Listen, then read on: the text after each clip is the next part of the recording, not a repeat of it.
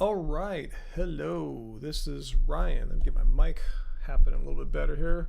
It's Ryan of Happy, Healthy Vegan. Thanks for joining. It's right now live as I utter these words, 6:36 Pacific Standard Time. So if you're just joining on right now, as I see a few of you guys are, hello. And if you're watching later on, hello to you guys too. I usually leave these streams up on our homepage for a few hours after they're done, but if you get the link because you're subscribed to our channel or you get it through the notification bar or some other way, as long as you have that link, you can always watch us back anytime later on. I just don't like to have a bunch of live streams, old live streams, 2-hour live streams clogging up our homepage. So that's why. So anyway, yeah, good evening to y'all or wherever you're at. Good time of day to wherever you're at. So we got some of our regulars popping on right now. I see Michael Superbacker and Mujetta and Graven Babies and Person Not Pills and David Henderson and Hannah. You were first actually. And Priscilla. I just started this 46 seconds ago. I already have over 30 people, so keep coming on. I'm glad you guys are getting your notifications and all that. Hey, Naranjan, hope I'm pronouncing your name right. I remember you. Hola. Nikki, Dr. Marge. Hey, Leah, how's it going, Leah? Anthony Dude, good day to you in Australia.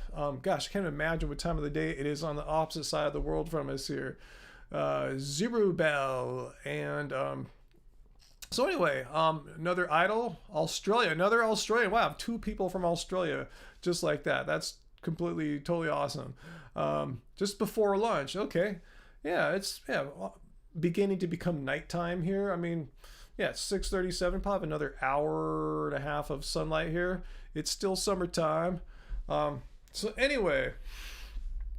Yeah, let's talk about whatever you want. Vegan cults. The reason I brought up vegan cults is I forgot. Hopefully, you guys saw the video I put out yesterday about Mr. Vegan claiming that science doesn't back veganism. Other things he said, which I didn't talk about, things that are not scientific, because I wanted to focus on the science, but other things he talked about, how veganism is a cult. He's said that, so we can talk about if veganism is a cult. I'd like to hear the argument for that. If any of you guys here are non-vegans or think veganism is a cult, please let's talk about this, because I'm not sure how that would be. Cults usually have some kind of hierarchy, leaders, brainwashing, misinformation, non-fact based, and I don't really have a leader I follow or look up to or anything like that. I'm just a regular human like most of you guys are that don't eat animal products. And that's that. You know, it's simple. It's normal. It's not weird and freaky, as a lot of anti-vegans like to say about veganism. So I don't know if you guys have any ideas about how veganism might be a cult in some way, shape, or form. I'd love to hear it. So we have some non-vegans. I want to throw that idea out there. How veganism is a cult. I see that often in the comments, like say like when John Venus quit being vegan. Oh, and you're just upset he left the cult. Like, what are you talking about? A cult? Him and I have no shared thing or anything like that. Yeah, veganism doesn't meet the definition of cult in any way, shape, or form. There's no brainwashing, no misinformation campaign, no gaslighting, no leader that proclaims everything and all the followers blindly follow or anything like that. We're just people that have a commitment to a moral philosophy. We're not committed to each other necessarily even. We're committed to something beyond us people. The proposition that animals shouldn't be killed, tortured, murdered, slaughtered for food, clothing, or any other purpose. Just a moral philosophy. I mean, how does that make you a cult member? Cult members believe in some really weird, radical stuff. We just believe in the simple proposition, yeah, we don't eat humans, we don't eat animals, we just don't harm other sentient beings. So please, how is it a cult?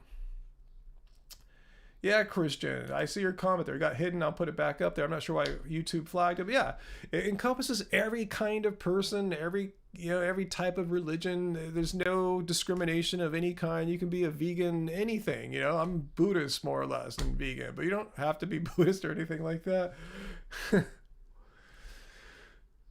What are you saying there, Conquer? Veganism is a philosophy of life. It has nothing to do with cult. Yeah, totally. Hey, Queen Zombs, you only missed 4 minutes. No worries, you're all good. Let's see. What do you think, St. Timothy? I brainwashed you with the moral ethic of not harming animals. Yeah. I didn't brainwash you. You just, understand the moral philosophy of not harming other sentient beings. It's really not that difficult. Like, most of us would not want to torture or kill a human, a fellow human. Most of us, there's some psycho and sociopaths out there that would, but most of us wouldn't want to do that. Most of us wouldn't want to torture and kill, like, say, our pets or our neighbor's pets or just someone's pets. Maybe we don't even know who owns them, if you want to use that word. We wouldn't want to kill those animals that were wandering down the street. Oh, there's a cat, let's kill it. That's really kind of psychotic behavior. And applying that animal, that belief to not harming people and pets to other animals too, because there's really not much difference. There's no difference in sentience between a pig and a dog. So yeah, it's the same. It's not that weird of an idea. Let's see. Anyway, let's see. Hannah, you got into the discussion today with someone who said veganism was a religion. When I gave them the definition of a religion, they replied, "With Hindus worship cows." I not a Hindu. I don't know if that's true or not. You hear people that are not Hindus assert that all the time, but you have to point out, okay, most vegans are not Hindus. In fact, I'm having trouble. I know dozens and dozens of vegans. I don't think I know a Hindu vegan, to be honest with you. I know Hindu vegetarians. I don't know. So it's just a kind of, people just like to say stuff, right? They just like to make crap up. Yeah, Graven Babies. Yeah, Graven Babies sent me on Twitter. Follow me on Twitter, guys. I have like over 5,000 followers now, thanks to you guys. 5,025, I think last time I looked. There it is, at Ryan Lum on Twitter. Graven Babies sent me like the 7 commandments of Satanism, which you think would be really evil and horrific. And they're actually, proclamations of compassion and equal justice for all. So even Satanists can get it, is what I'm saying. If you're a Satanist, you can be a vegan, no problem. It fits right within those ethical principles that Graven Babies forwarded me today on Twitter. So yeah, follow me, guys. Ryan Lum, at Ryan Lum on Twitter. It's at Ryan Lum or Happy Healthy Vegan, but you'll find me at Ryan Lum. And while I'm at it, let me plug Angie. She's the one that's behind our Instagram, IG, just Happy Healthy Vegan. Let's see, Joseph. Hey, how's it going, Joseph? Thanks for hopping on. Our first moderator of the day here. Let's see. Why aren't most veterinarians vegan? That's a really good question. You'd have to ask some veterinarians that one, huh? They probably, I'm just guessing, in their minds can just kind of block that connection and make some kind of artificial distinction between the animals that they treat and the animals that they eat. And it's really interesting because a lot of animals that veterinarians need to treat are farm animals. And I know this firsthand because I support, through donations, Sail Ranch Sanctuary. And I know they have veterinarians on call. And Sail Ranch Sanctuary is a rescue for animals that are typically slaughtered. like lots of sheep, pigs, cows, those types of animals. So, and veterinarians are here treating them, so they can live out their lives healthily. So that's a really good question, Joseph. Realistic vegan. Do I think the majority of vegans are younger? There's statistics on this. I haven't seen them recently, but yeah, it does skew towards the younger ages, like people in their 20s. And as you get older, yeah, there's not as many proportionally vegan people in their 50s and 60s. So it is a movement that has caught on with younger people, which makes sense because you guys in your teens, 20s, 30s really have an enormous stake in the future of our planet. Who knows how long it's going to be till we have some horrible climate change things happen that just make life really unbearable here. So, I understand a lot of people are aware now of the role that animal agriculture has on our planet. So, but there's more reasons than that too. I think you guys are just more woke, right? That's what I'm guessing. I know I've kind of given up on fellow Gen Xers for the most part. Yeah, there's a few exceptions. Obviously, there's many exceptions, but for the most part, I've kind of quit preaching to like my Gen Xer friends. They're just stuck in their ways. Let's see, what else you guys asking here? Any more live debates planned for the future? Welcome time. Thanks. Which live debate were we talking about? I don't even remember doing a live debate at all. Let me know what you're thinking of, and I'll try to make some more happen in the vein of what you're describing there, welcome time. So let me know. Yeah, if you know anyone I should do a live debate with. I'm really not the live debate person. That's more like Vegan Gains or Ask Yourself, Dr. Avi type people. I really, I like doing more of the critical thinking breakdowns, as I like to call them, like the video I released yesterday about Mr. Vegan's extreme claim that science doesn't support veganism. So anyway, let me know what you had in mind there. So let me check out some of your questions here. How would you stay hopeful as a vegan in a carnist world? Well, it's really hopeful. I mean, this is how things are changing. There's more vegans now than ever before. There's more plant-based foods now than ever before. Plant-based foods are on the rise. Yeah, I'm talking about products like fake meats, but there's always the staples. Rice, beans, potato, stuff like that. I was just doing an interview earlier today on Clean Machine's channel. Clean Machine. The company whose protein. Do I have a tab here open on? I don't have a tab open on my browser. Anyway, yeah, Clean Machine with their CEO Jeff Palmer, and we were just talking about how differently things were 10 years ago compared to now, and how things are much different like 20 years ago compared to now. It's so much easier to be vegan. So yeah, there's a lot of hope. Yeah, it's mainstream. It used to be kind of weird, fringy, and bizarre, and now it's very mainstream. 4 pounds of pinto beans, Graven Babies. Wow, that's a lot. We just ate a whole bunch. Angie made a chili last night, and separately she was like soaking beans, and we made those too and put them all in the chili. I'm so full right now, guys. Usually when I come on these live streams, I might be a little underfed, or I feel so full right now. I definitely got my protein today. There's no doubt about that. Wow. Hope for today. Your mom turned 97 and she is a vegan. That is awesome. Wow. So I have some hope. My mom's 82. Maybe I'll convince her at some point to go vegan. We will see, huh? Okay, thanks, welcome time. Yeah, I did do that. I did technically do a debate with Logan on raw fruitarian diets a few months ago. You're right. If anyone else knows a raw fruitarian who would like to come on and debate me about fruitarian diets, I'd be down with that. If you guys know any, comment in the chat there or drop me a line. Specifically, I want to, if I do debate a raw fruitarian, I'd like to talk about some of their propositions, their assertions they make, like all cooked food is poison, all cooked food is addictive, things like that. The things that, I think, just kind of like take giant leaps in logic. There's not a logical argument that arrives at those conclusions. Hey, David Block and Valse Music. Thank you guys for the first super chat tips of the day. Much appreciated.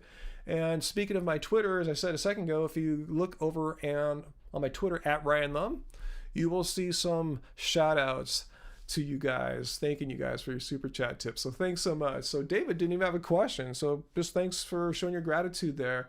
And Valse want to know, who's my single favorite whole food plant-based doctor?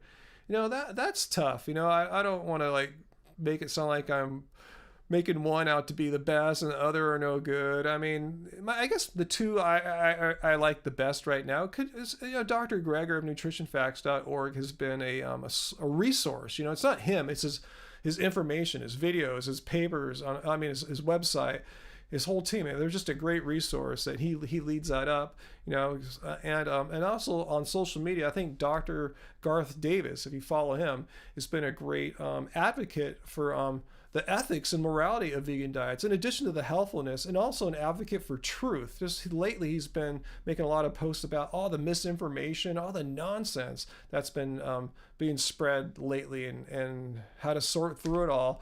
But I'll give Dr. Garth Davis some extra kudos, because he's one of the few that actually will say he's vegan. He identifies with vegan. He knows it's great for people's health. He wrote a book called Proteinaholic, but he identifies with and is passionate about the ethical implications of vegan diets. So yeah, I guess I'll say Dr. Garth Davis, just because he's, of all the ones I know, the one that seems to be most into the ethical part of veganism too. Let's see. Did I make a typo, Angie? Angie's here in the chat. Thank you. No, the live stream's fine. No, I only could see part of the title, so if there was a typo, I don't see what I did here. So thanks so much, Angie. You're covering my butt here. So yes, hello everyone. Say hello to Angie right now. If she didn't say what she's doing, she was in the process. Hopefully she'll get back in of making an Angie's Animals Friends video. And it's a throwback one. It's like a retro one we did long ago, long before we started our YouTube channel. We didn't even know we were making a vlog right then. We didn't even know what vlogs were. So, check that out. Will I ever quit? Ah, okay, thanks. Yeah, I only can see it on that sentence as WI. It goes ... So thank you so much for saving my butt, Angie. You are the best. You saw it pop up on your phone screen. I don't know why. I can't type anymore. I don't know what it is. I wish I could just speech all my text out, Cool. I'm happy to see guys sharing a lot of love with Angie there. Awesome. Let's see. You realize you should have gotten a mic from the studio? If you need a mic from the studio, actually, if you just pop open the door, and people won't be able to see it, there's a mic sitting on the floor. There's two. There's the Shure SM57, and there's like an AKG condenser mic right next to it on a mic stand. You could probably pop it on your desk or something, hopefully. Yeah, I didn't think about that. So yeah, if you come in, yeah, all the mics, I see them, and you won't be on camera.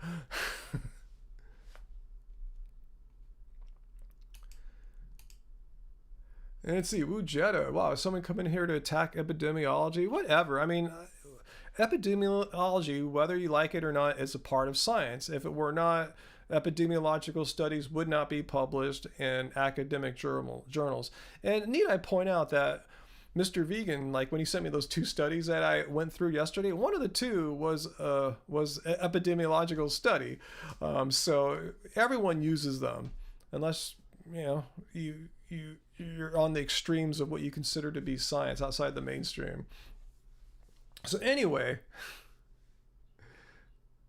have I ever done hot yoga? Only like during a heat wave. Never like intentionally tried to do any kind of hot yoga or anything like that. Okay, Wujetta.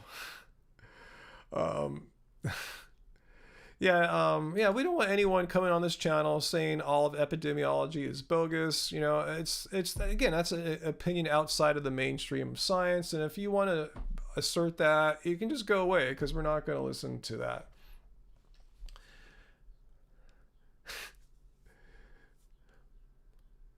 Yeah, you're right, Wujeti. If someone denied epidemiology, the person would also have to deny the fact that cigarettes cause cancer, because it would be unethical to conduct a randomized clinical trial of a group smoking cigarettes for X amount of years and a control group that wasn't. So the only way you could arrive at that data is through some kind of epidemiological study. Some kind of non-randomized control trial at least, which I know people like to consider their gold standard. So yeah, to say you can't, everything has to be a control study, a control group study, you can't. It doesn't allow you to do certain kinds of science that would be unethical. But we know there's causality. Are they going to say, no, smoke all you want? We've never done a randomized control trial that found out that cigarette smoking causes cancer in humans. So smoke all you want. That's a crazy, absurd position to have. Hey, Richie the Wolf, thank you so much for your super chat tip there. Very kind one. Let's see what you're asking here. And also look at my Twitter, at Ryan Lum. You'll see a shout out to you. And so you thought vegans and fruitarians would automatically get along, but I can understand why they would have different stances on preparing certain foods. That's an interesting question. I mean, I get along fine with fruitarians. The thing is that, and not all are the same. Some fruitarians are very reasonable, rational people, and others make crazy claims like cooked food is poison, cooked food is addicting, it's on the same level as cocaine and heroin. Just outrageous claims like this that are based on absolutely no science, or that cooking food destroys all the nutrients. If so, we'd all be dead by now. I mean, this is what I'm calling shenanigans on. And I don't care if it's someone I know or if it's anti-vegan. If someone's making these outrageous claims about vegan diets being unhealthy, and these claims are based on absolutely no sound logical arguments, there's no evidence to support it, I will call them out. So that's my thing. I mean, the thing is, I eat raw all the time. I mean, I pretty much begin every day with my smoothies. You know, it's not like I'm against raw food. I'm against some of the dogma that comes from some of their leaders. So anyway, yeah, if they just don't want, here's the thing. I hate when they try to put me down as some kind of addict. Like, no, I eat food. I'm not addicted to anything. It's just so, what's the word I'm looking for? Just judgmental and mean and demeaning to say, oh, you're just addicted to cooked food. Like, oh, I'm addicted to breathing air. I mean, should I go get a check in a Betty Ford clinic? But anyway, I'm with you, Graven. Yeah, what's a life without potatoes? I mean, really, here's what I want to show any, like, someone arguing how cooked food's poison and all that stuff. Steam some potatoes. There's nothing bad. You're going to get tons of nutrients. It's barely even cooking it. Steaming is like the least harmful way to prepare food. There's no acrylamides created. There's no burning or anything like that, unless you run out of water when you're steaming. But other than that, you know, it's as harmless as cooking gets. Yet steaming potatoes will get you banned at Woodstock Fruit Festival.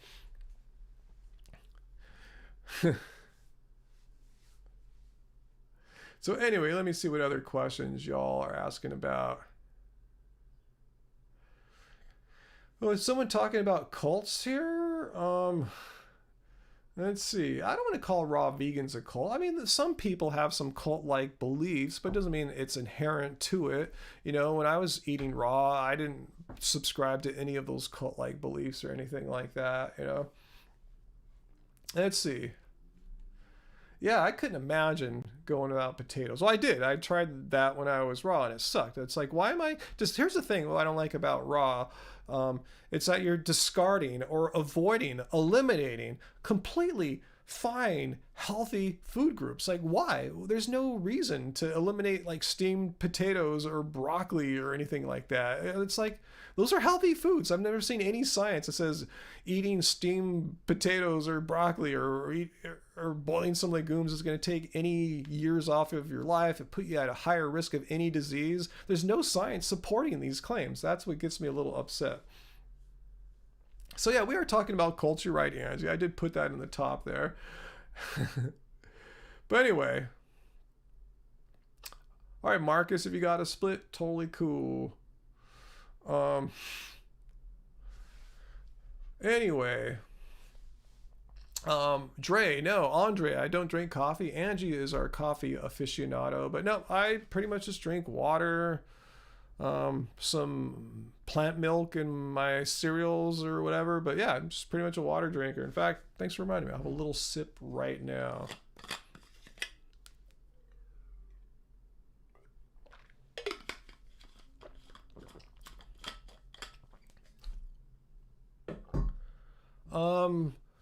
No, welcome time. I did not. Geez, someone like grabbed my I think I posted something to like Facebook or something like that. Someone made a video about me complaining about all the M80s and bombs blowing up in Long Beach. Wow.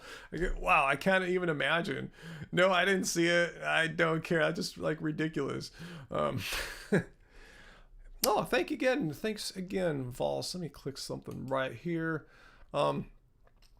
Let's see, Vols wants to know if Angie and I garden. I can't remember if you made a video about that. If so, what do you like to grow? Our gardening is just really minimal.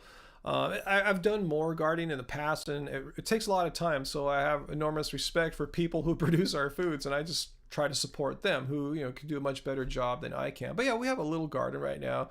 We're growing some tomatoes. And we have a little garden patch that's growing some greens, particularly chard, Swiss chard, and a tiny bit of kale.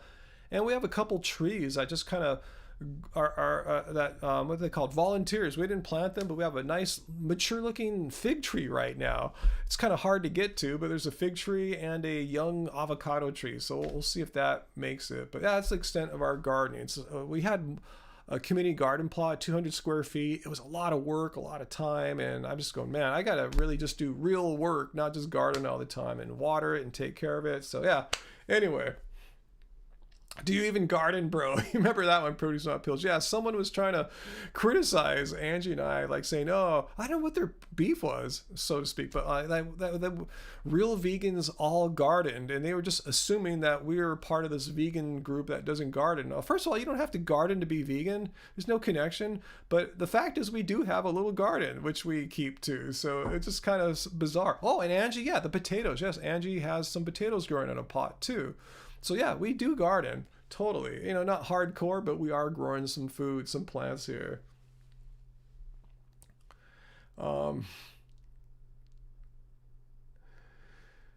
So what else is going on here? Ryan, the fireworks hater. I mean, I'm okay sort of with like legal fireworks, but I know they're horrible for the environment when they land in water, they're pollutant. And basically, if anyone has lived in the United States this year, might know there was like an extra surplus of illegal fireworks. I'm talking like bombs and stuff like that, M80s.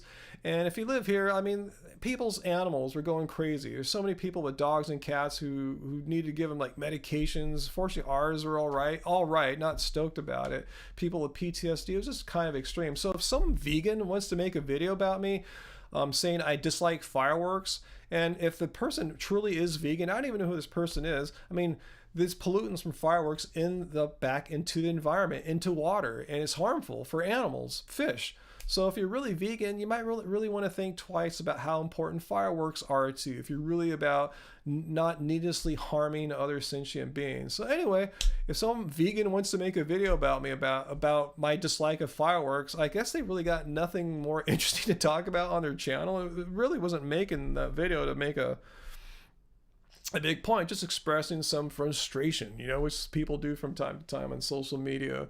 Yeah, there you are, Graven. Your dogs hate fireworks. I know. I've talked to so many pet owners this year whose animals are. I've seen photos of them, videos of them too. Animals just are just bummed as hell. I don't know how to describe it. Just traumatized. Anyway, cool, Grant Peace. I helped you in making your transition to a vegan plant-based diet 10 months ago. An easy one. Thank you. That's what our goal is here to do, is to show people how easy and fun and delicious and not weird eating a vegan or plant-based diet is. You know, it's not some extreme woo-woo hippie new age crystal jangling diet or anything like that. It's just regular food, you know. It couldn't be more basic than it is. So cool. I'm glad I helped you out with that.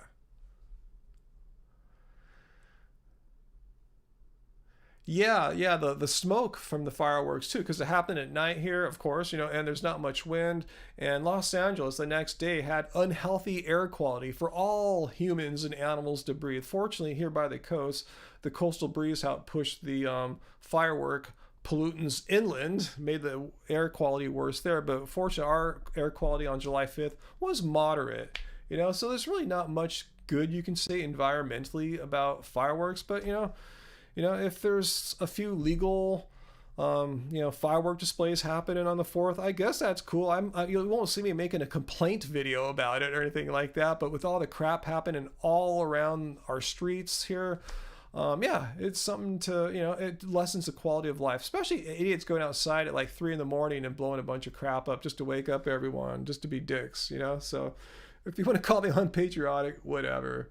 Yeah, and plenty of people have PTSD. There's a veterans hospital right here in Long Beach, one of the few in the area. So a lot of veterans live here. And you know, there's a decent proportion of veterans who have PTSD. And you can get PTSD from other non-military ways as well. So anyway, do I secretly eat meat? No, I'm vegan. It's like asking, like, you know, I find killing, torturing animals morally wrong. So why would I on the secret want to participate in it? It's just like I find rape morally wrong. So why would I on the sly, when no one's looking, I could just rape someone and get away with it? I would be violating my own morality. So no, 100% no.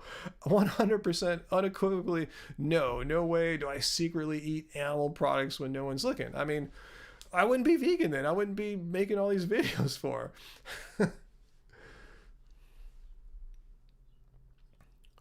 Do I consider the smoothie I make to be like a milkshake? Not even. I don't even have milkshakes. I can't even remember ever making a milkshake. Oh, maybe once when I was younger. No, it's nothing. A smoothie to me is a great way to have my bananas and other fruit after a workout or in the morning or whatever. So I don't even think of it as like a replacement or a substitute for an animal product. For me, it's a whole new thing. Breakfast fruit smoothie.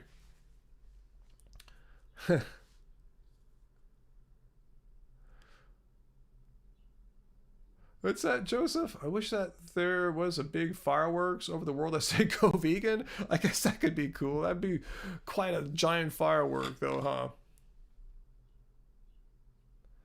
Let's see. I'll show your message there, Wujita. It was held up temporarily. Um, let's see. Do I still eat 7 bananas a day? Yeah, Annie. Roughly 7 or 8, depending. As you know, you banana eaters, bananas come in different sizes. Small, medium, large bananas.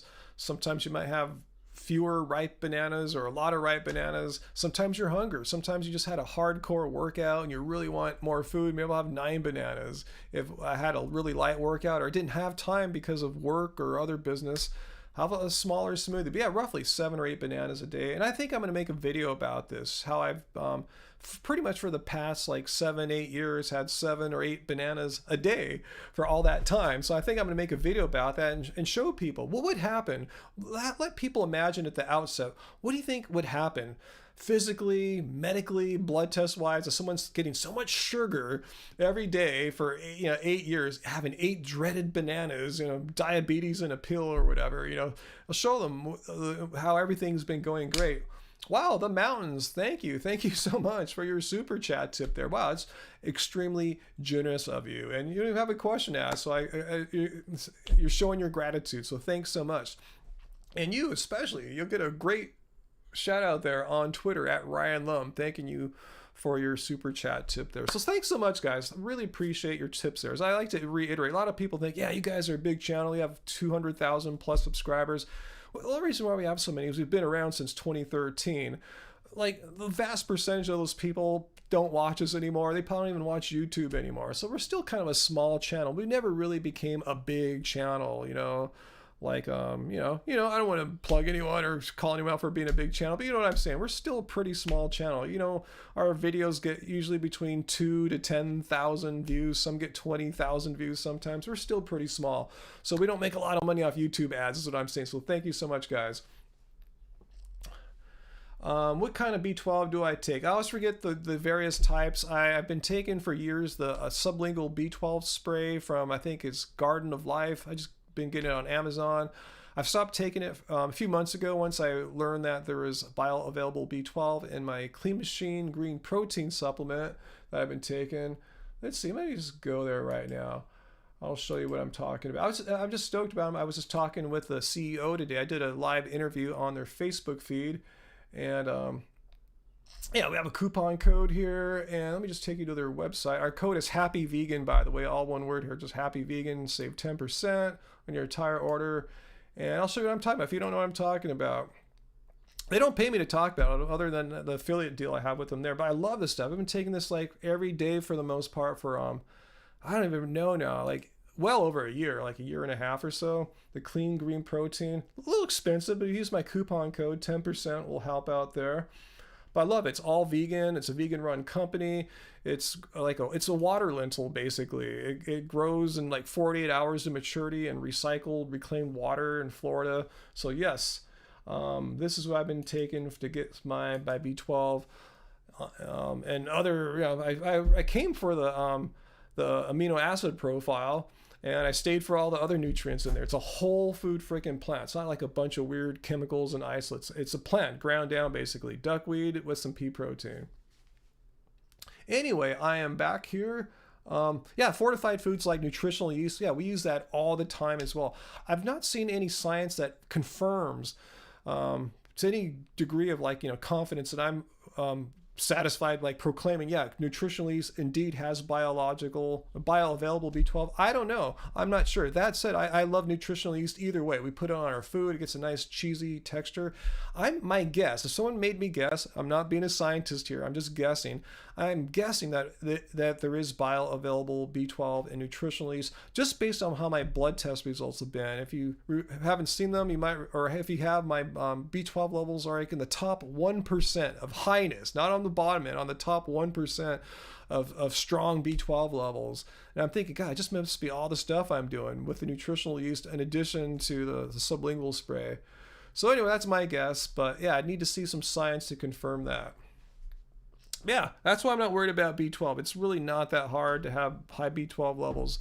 I only took my sublingual spray maybe 3 times a week, something like that, but a lot of Nutritional Yeast in between on the meals, and my B12 levels were over 1,000, 1,100, super high.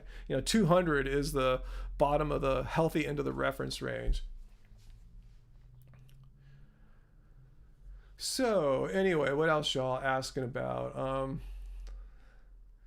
Let me take a little breath here, a little water too. Cool, I'm glad Angie's still chatting with y'all there. Yeah, hit the like button while I take a little pause here, guys. Let's hit that like button.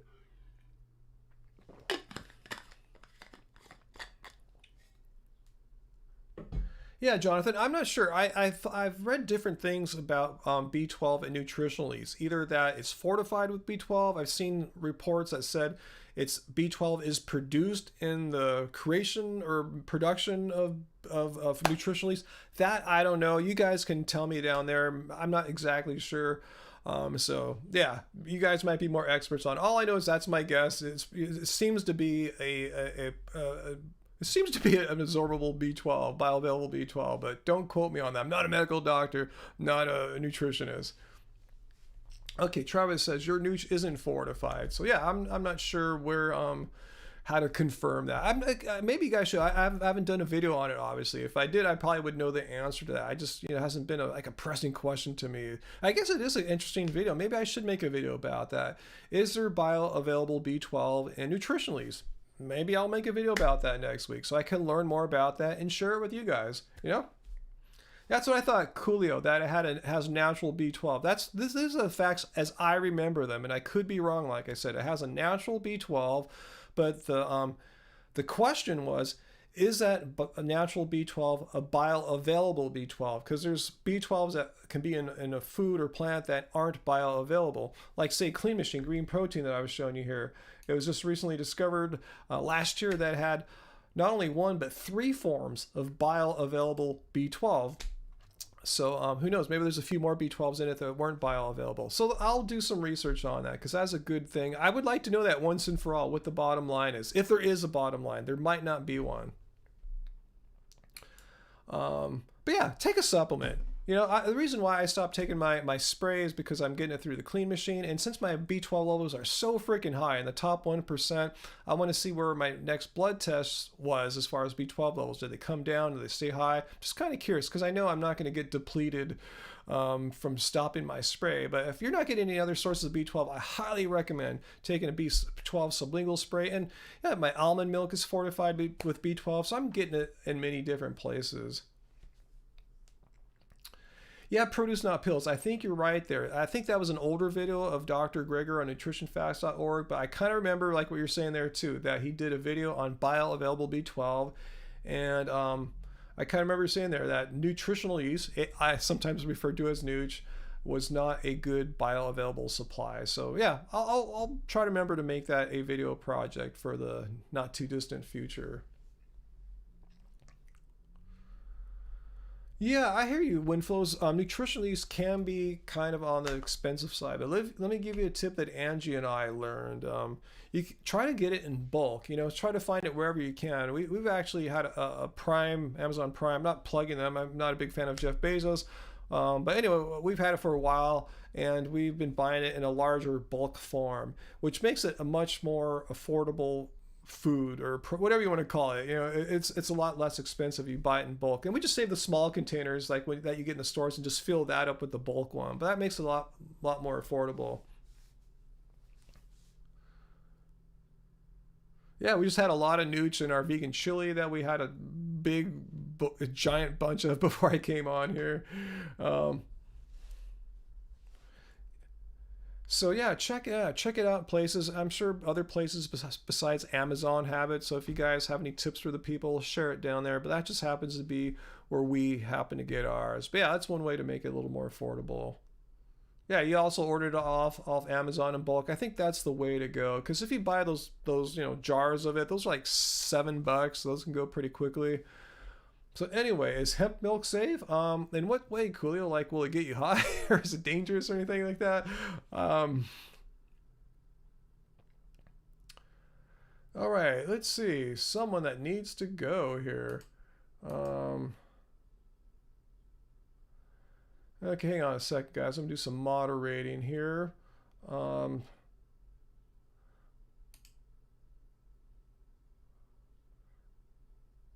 Okay, someone's trying to say something vulgar. It got flagged before you guys could see it, and I just banned the dude. So yeah, we don't take nonsense like that. It's look like a kid just goofing off or something like that. Anyway, um, I don't know, caring about bulk bins, what their future will be like or anything right now. Who knows? Um,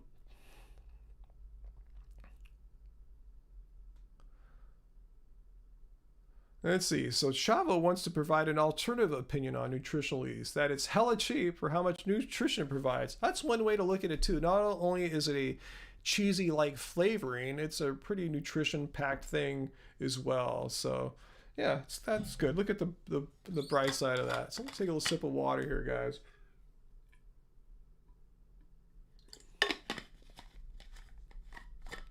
Okay.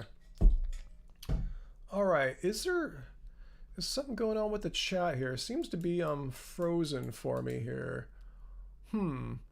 Let me see what I need to do to see the chat, guys. My bad. Yikes. All right, one second, guys. The chat froze, so I need to. I think I'll just go to maybe our home page. Um, Sorry, guys. One second. Ah, Gosh darn it. Sorry. The internet's weird. Let's see. Let me get past the ads here, guys. I'm sorry. Okay, gosh, it has to send me two. Okay, I'm seeing the chat here, guys. Okay. Alright, let me mute this. Alright, there we go. I can see the chat there. Let me resize some windows since I have to do things a little differently here.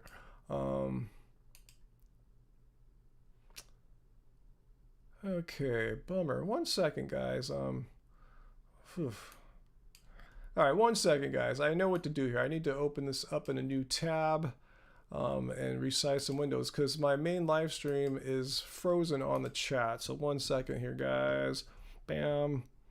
Actually, let me open a new window. My bad. Give me 5 to 10 seconds and I'll have this all sorted out. Okay, here is my chat window. So I'll put that here. And the main live stream window I will put here. Okay, I am back in business, guys. Sorry about that. Anyway, cool. All good. So what else you guys talking about? Angie caught me worried there. I thought the internet was going down. Like, oh no, what a bad time for that.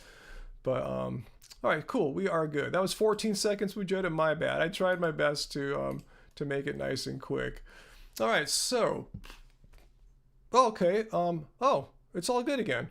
Cool. I don't even need the separate tab here. All right, cool. I can just do it all on the main window. Anyway, let's ask questions again. I don't know what happened there. Basically, my computer or YouTube just kind of farted on me. So that's the technical explanation there. Cool, MJ. I'm glad you're liking my voice here. It's going into a decent mic, one that we use to record some of our albums on. It's a studio microphone, so they double just fine for these kinds of video purposes as well. All right. Let's see. Queen Zoms wants to know the pressing question: what's the difference between love spirals downwards and love spirals? Because you've seen both on Pandora and got confused. Really good question. It's a long story why there's two band names. One, Love Spirals Downwards, was when I was with my old record label in the 90s and early 2000s, Project Records.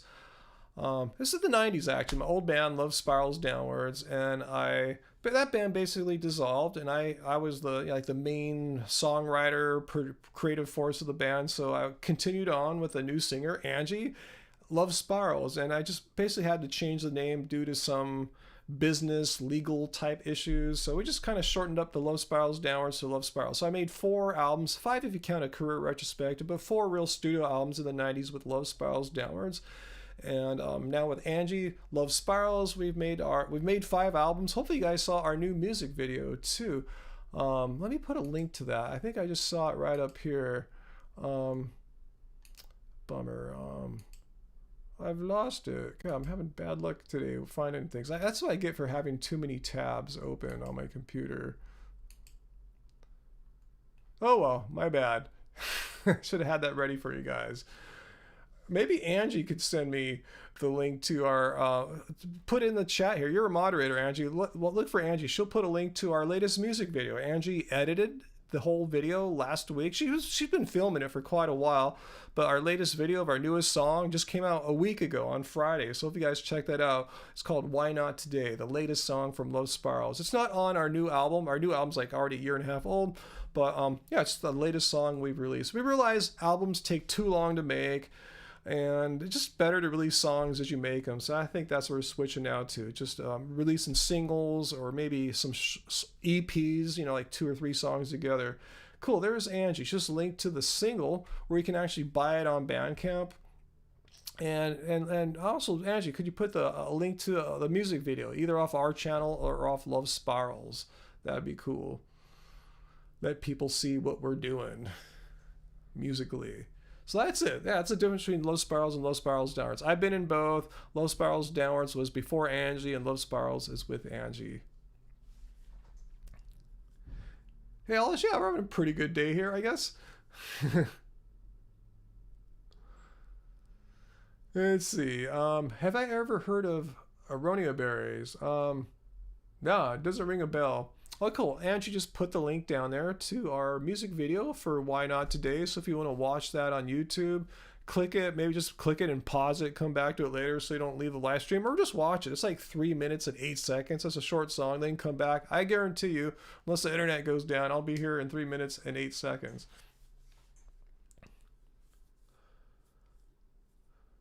All right, so how do I feel about plastic use, eco, and zero waste? Yeah, I'm conscious of all of that, obviously. I put more of my activism into vegan activism, but yeah, I'm extremely pro-environmental. You guys don't hear me talk about all my pro-environmental stuff, but yes, that was part of my platform when I was running for Long Beach City Council, working with like the local environmental groups like Surfrider, surfrider.org, to ban plastics in the city, ban the shipment of plastic nurdles which pollute our beach,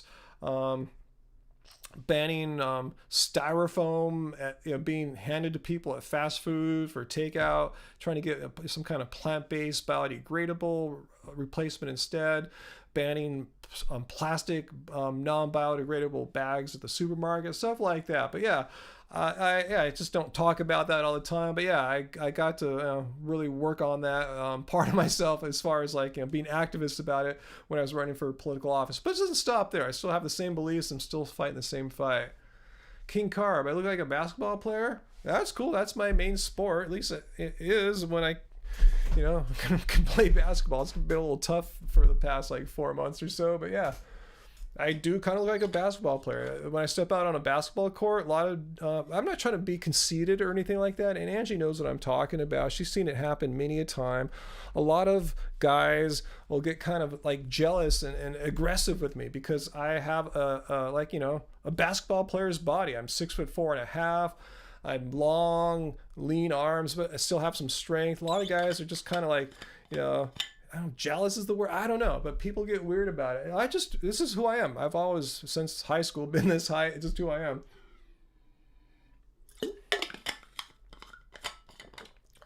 Anyway, what else you guys want to talk about?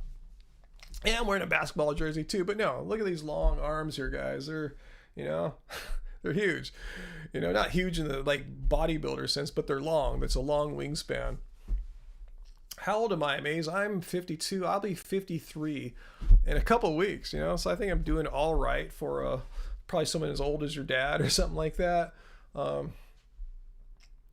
Let's see. What else you guys asking about here?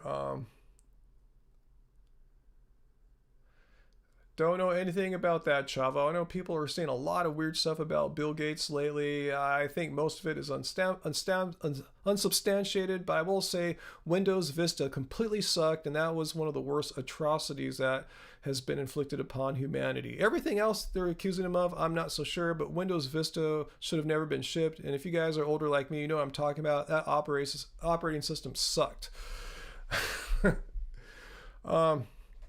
Alec, was I surprised about coronavirus?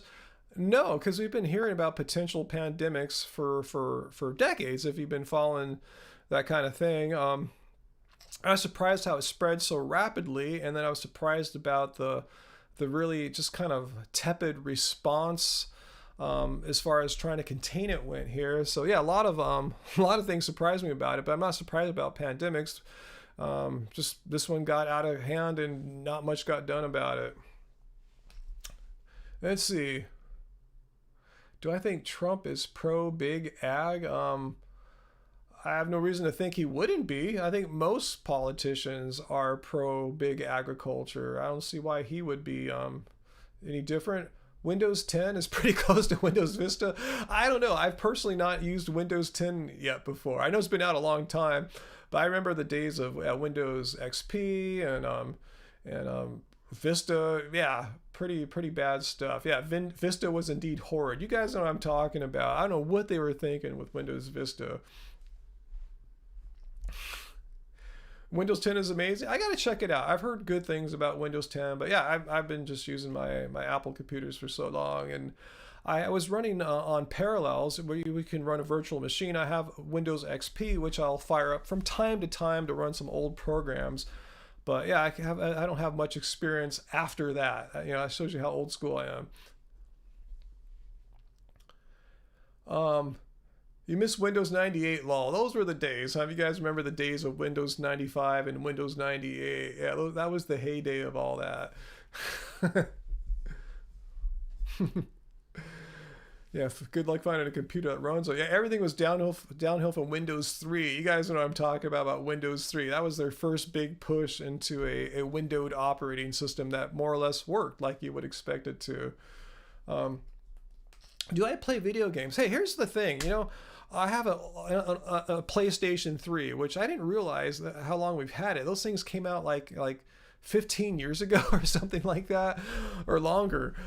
So yeah, the games are getting kind of stale. So I want to get something new. I don't like all these like hardcore shooting war-like games, you know, that appeal generally to younger dude players. I want to play some more fun games with Angie.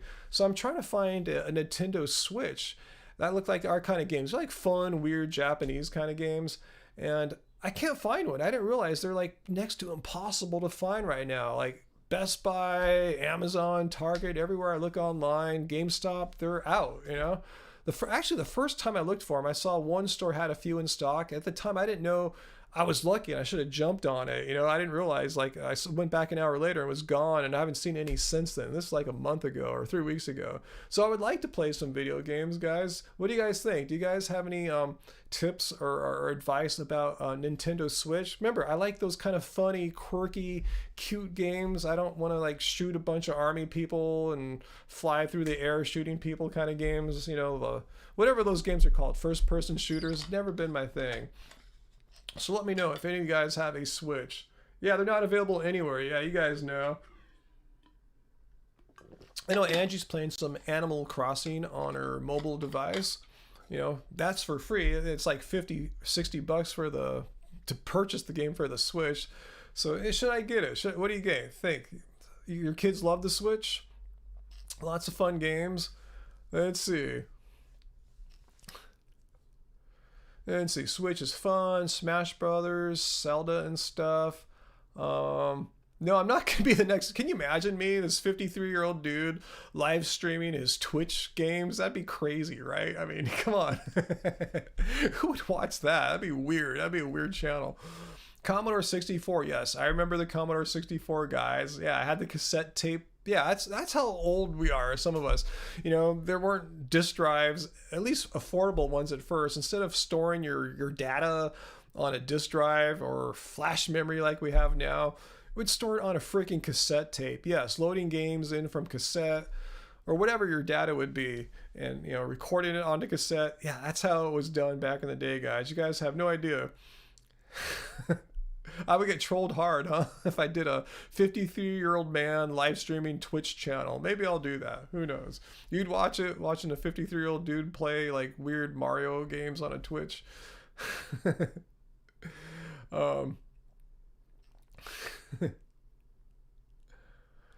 Yeah, but yeah, there's not a lot of good games on Mac, unfortunately. I mean, Angie and I used to really love playing the massive multiplayer online role-playing game World of Warcraft. We were totally into that. We were playing that hardcore for a couple of years maybe, but it's kind of expensive to keep going on for, you know, a long time. It's like what, like 13, 14 bucks a month per person. So two of us, you know, it's like 20 odd bucks a month just to play a game. You know, it's like, that's a lot of money once you add it up a year. You know, like I don't buy any $200 games. It's a game console. So we kind of yeah, we quit playing WoW, World of Warcraft, but we had a lot of fun. We built up some high level characters on there. We love that kind of game, just exploring worlds, and you know, I like to be a fighter and just hit people with my swords and stuff like that. You know, that's a game that we look back on fondly. And once in a while, we'll fire up the free version where they let you play to a certain level, but you can't really form a group and party together.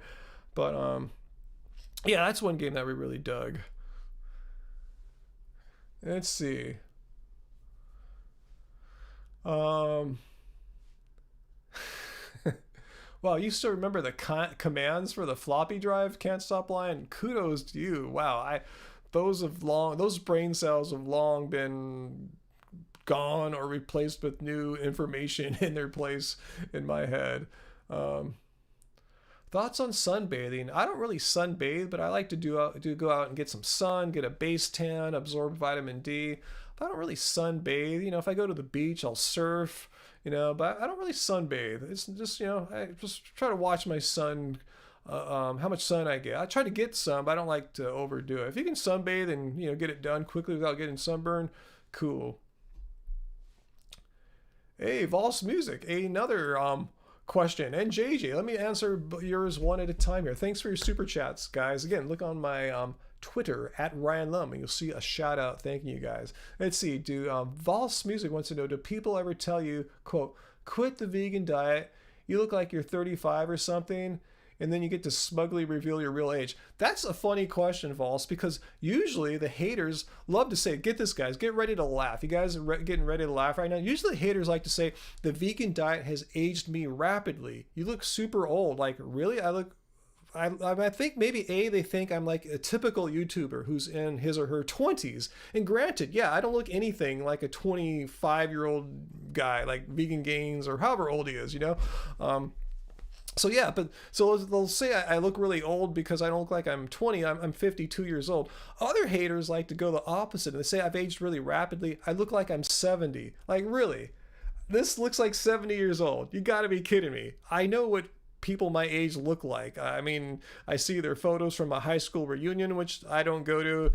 They're typically not doing as well. No offense, no shade on them or anything like that, but I know what people my age look like. So those are the two ways they go. They think I look old because I don't look 27, or they try to say I look like I'm 70, and I'm going, wow, show me some of these. I urge them, please show me photographs or video of some of these 70-year-olds that you claim to resemble my appearance. And while you're at it, show me 70-year-olds that go down to the gym and play one-on-one basketball against really good players who are in their 20s and 30s and beat them. Please let me see this stuff. So anyway, that's the funny story I have about that. And JJ, your question is, do I highly recommend a high carb, low fat vegan diet for losing weight? A great question. A lot to unpack from that, JJ. I'll try not to go too long here on it, but I don't consider, and most vegans don't consider a vegan diet to be a weight loss diet. It's a moral, ethical philosophy. It's a principle that you believe it's wrong to harm, kill, torture animals needlessly for food, clothing, or any other purpose.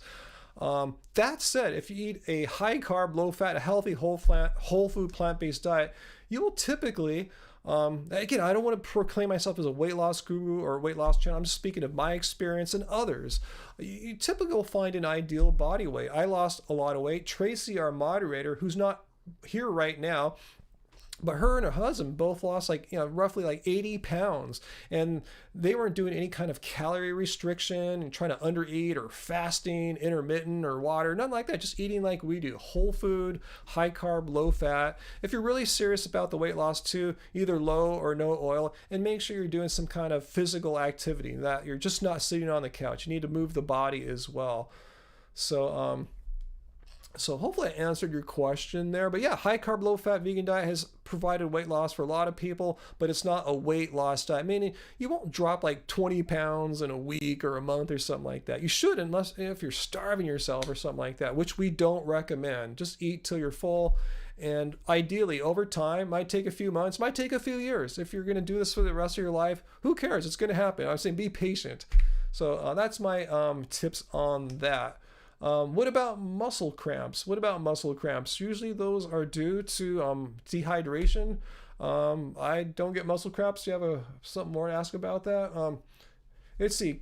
Keegan's 224. You lost 70 pounds with a whole food plant-based diet. Nothing else. See, that's what I'm talking about. This doesn't happen to everyone though. Everyone's metabolism is different, either through genetics or if they did some kind of like something that might have damaged their metabolism, like a lot of like under eating and over exercising can do that, as I've done a few videos on. Particularly I did a video on a study done on contestants from The Biggest Loser who do exactly what I'm talking about. They're overtrained, undereat, and their metabolism has slowed down, making it nearly impossible for them to like lose weight anymore. But barring things like that, yeah, you're on the right path. If you're in it for the animals, JJ, awesome. So just keep sticking with it. My tips, I can speak from my personal experience. I'm not a diet expert. I'm just telling you it's worked for me. High carb, low fat, low to no oil, and get exercise on a regular basis. And, see what happens. For most people, that's what does it, So yeah, let me know how that goes for you. I assume you're like most people. You don't have a weird metabolism or something like that. But yeah, I don't want to profess to be a weight loss channel. I try to stay away from those channels. You know who I'm talking about. I'm not going to mention any of these people's names. They're typically females, and every other video is about weight loss, vegan weight loss, how what they eat made them lose 20 pounds or 50 pounds. They do this every week or so. I want to stay away from that kind of thing, because vegan diets are not about starving yourself or losing weight. They can help you to lose weight, but it's a moral, philosophical proposition that you agree with or disagree with. Hopefully you agree with it. And if you eat in a healthy vegan way, because you could eat junk food vegan, and that's fine. That's still part of the moral philosophy, not harming animals. You can eat junk food vegan, but if you eat a healthy, whole food, high carb, low fat diet, that seems to be the optimal way to get your body to where you're looking to get it as far as like health and body weight. Travis, you're 31, about to do 25. See, high carb, low fat. I don't want to try to oversell it. Again, I don't want to position myself like these hardcore weight loss vegan channels. I don't want anything to do with that. That's not why we got into it. And you notice we don't make videos. Look at our channel. We don't make videos about weight loss. We just don't do it. Even though I've lost a lot of weight eating plant-based, I just don't want to be one of those channels. And those channels actually do quite well typically, because that's what a lot of people are looking for, is weight loss. Cool, Kiko, you like the new Love Spiral song? Cool. Yeah, check it out. I wish I should have copied the link when Angie pasted it in here. But yeah, we put out a new song last week, new music video. It's on Happy Healthy Vegans feed, and it's also on the Love Spirals official feed on YouTube. Have you ever watched Vegan Gains debate with Vaush? No, I have no idea who Vaush is. Who or what is Vaush?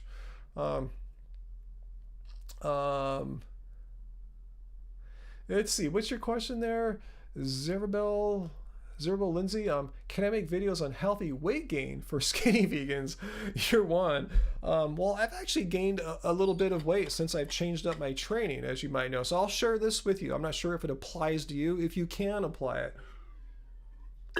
But yeah, if you're really into like weight loss, yeah, hardcore, like, cardiovascular aerobic exercises like running, distance running, not sprinting, but distance running, distance cycling, distance swimming, things like that. Things where you're moving your body at a higher heart rate for an extended period of time. Not a high heart rate, but like a zone 2, if you guys know what I'm talking about, below lactic acid threshold. But if you want to gain weight, do less of that and do other exercises. Still be active, but try to either eliminate or cut down massively on those aerobic exercises. So yeah, I started putting on more weight intentionally when I switched from those exercises to increasing my basketball athleticism, primarily through strength training. So I've been getting heavier through the strength training. I'm sure I put on some body fat too, in addition to the muscles, since I'm not doing all the hardcore aerobic activity as well. So that would be my tips for you. Cut out or eliminate the cardiovascular workouts and do other exercises that don't have your body moving like that for long periods of time. Like basketball is fine because that's not an aerobic workout. You're moving and running, but you're not running in a aerobic sort of way. It's more of a high heart rate kind of way. And let's see. So Vaush is a Democratic debater. No, I've not seen those. Yeah, I know Richard kind of leans right wing on some things. I've seen him do some political discussion. I think he's solid on his vegan talking points, his vegan argumentation, solid. But yeah, seems to be a little less tight once we stray from that. But no dissing him. I think Richard does a wonderful job debating people on veganism, taking them to task on the nonsense people like to assert about veganism. He holds them to it. Don't recommend people stop aerobic I'm not recommending people stop aerobic exercise, Nick. No, I'm not saying that at all. I'm just saying if your goal is to try to gain weight, in that period of time that you're trying to gain weight, you want to cut back or even eliminate your running or distance cycling or whatever. You're not going to really gain much weight if you're running 40 miles a week, is what I'm saying. You could probably do it on 5 or something like that. That's what I do, like 5 or 6 miles a week now. It keeps me aerobically fit, but without like burning through, too many calories, so I'm losing a lot of weight.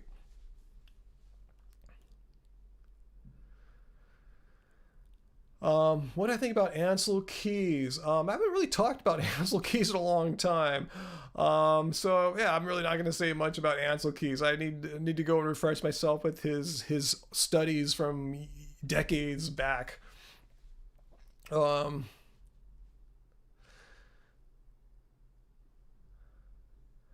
let's see. Yeah, Vegan Gains, he's polarizing, He does what he does, he is what he is. He's a very unique kind of person, different from most, and that's who he is, It makes him a unique person and gives his voice, his unique style. What's for dinner, Kika? I don't know. I told you, we just had that big chili that Angie made a ton of last night. Tons of beans. So I'm not sure. We're pretty full right now. I don't know what we'll venture into tonight. Not sure. Let's see. Gruesome. Do I think it's wrong to see movies where animals are used like in A Knight's Tale? It's hard to know before going to a movie, right? If animals were used, especially if there's some kind of harm. But that was at the end. No animals were harmed in the production of this. So I don't know. I've never really thought about that question much before, Gruesome. Am I pronouncing your name right? I guess I am. Maybe I should think about that some more. Because yeah, when you get down to it, it is like like when you see like animals like pay to ride an animal like a horse on the beach or a donkey. It's like that, using and exploiting an animal for your profit. I don't know, I got to think about that some more. Gotta say, I don't see too many movies with animals in them, thank goodness. If so, it's usually like a pet, huh?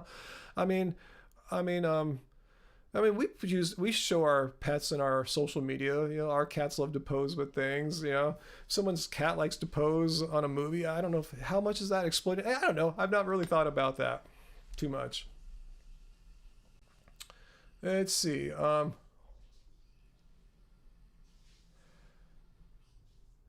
What?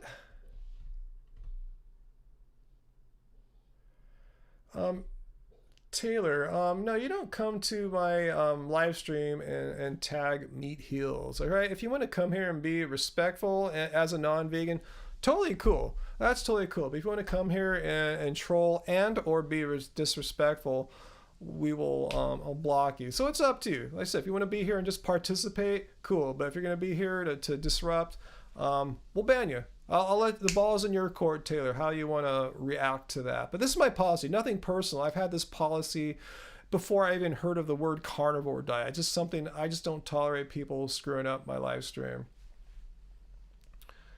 So we will see. Anyway, cool, Joseph. Yeah, you have the complete permission, our moderator Joseph, to time out or even ban people who disrupt the live stream. That's all I ask. You know, if you want to come again, you don't have to agree with me. I don't expect all you guys to agree with everything I say, but you know, you don't have to like be, mean or attacking or trolling or disrespectful at the same time. You know. It's simple. It's like, you know, how you would disagree with someone on the job or at school. You wouldn't all of a sudden start attacking them and trolling them. If you did, you'd get in a lot of trouble. And you'd get in trouble here. I'm saying there are consequences to our actions. Some consequences are good, some are bad. Depends on what you do.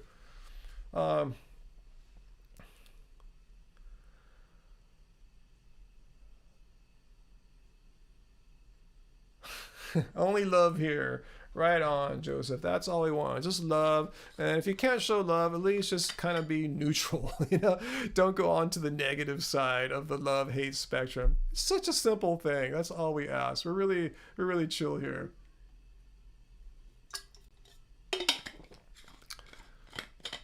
Here, Alice, I think that's a good point, Alice. Yeah, I think Alice was responding to Taylor, who is now in timeout. So if you're watching Taylor, I think I saw your comment. Wasn't Taylor claiming that they were vegan so many years and were deficient? I'm not sure why you're deficient. We're deficient, Taylor. I'm vegan. This will be my 10th year vegan. I'm deficient at nothing, so I'm not sure what you did. But anyway, why not just, instead of going, if you were morally, if a person was truly vegan and morally opposed to killing, harming animals, why won't you just take a freaking supplement? That's what I don't get. Why is the answer, no, I'm going to change my morals around or discard my morals and eat animals? Why not just take a freaking supplement? What's wrong with that? It's not like supplements are for vegans. A lot of people say it's not natural or whatever. Like, I mean, so what? Sitting here on the internet is not natural. Driving in a car isn't natural. Wearing clothes isn't natural. I mean, it's funny how you choose this one thing. Taking a supplement isn't natural. And need I point out, supplements weren't created for nutrient deficient vegans. They're just created for people. So if regular meat eaters can take a supplement without people bitching at them, not natural, then a vegan can take a supplement if you must as well.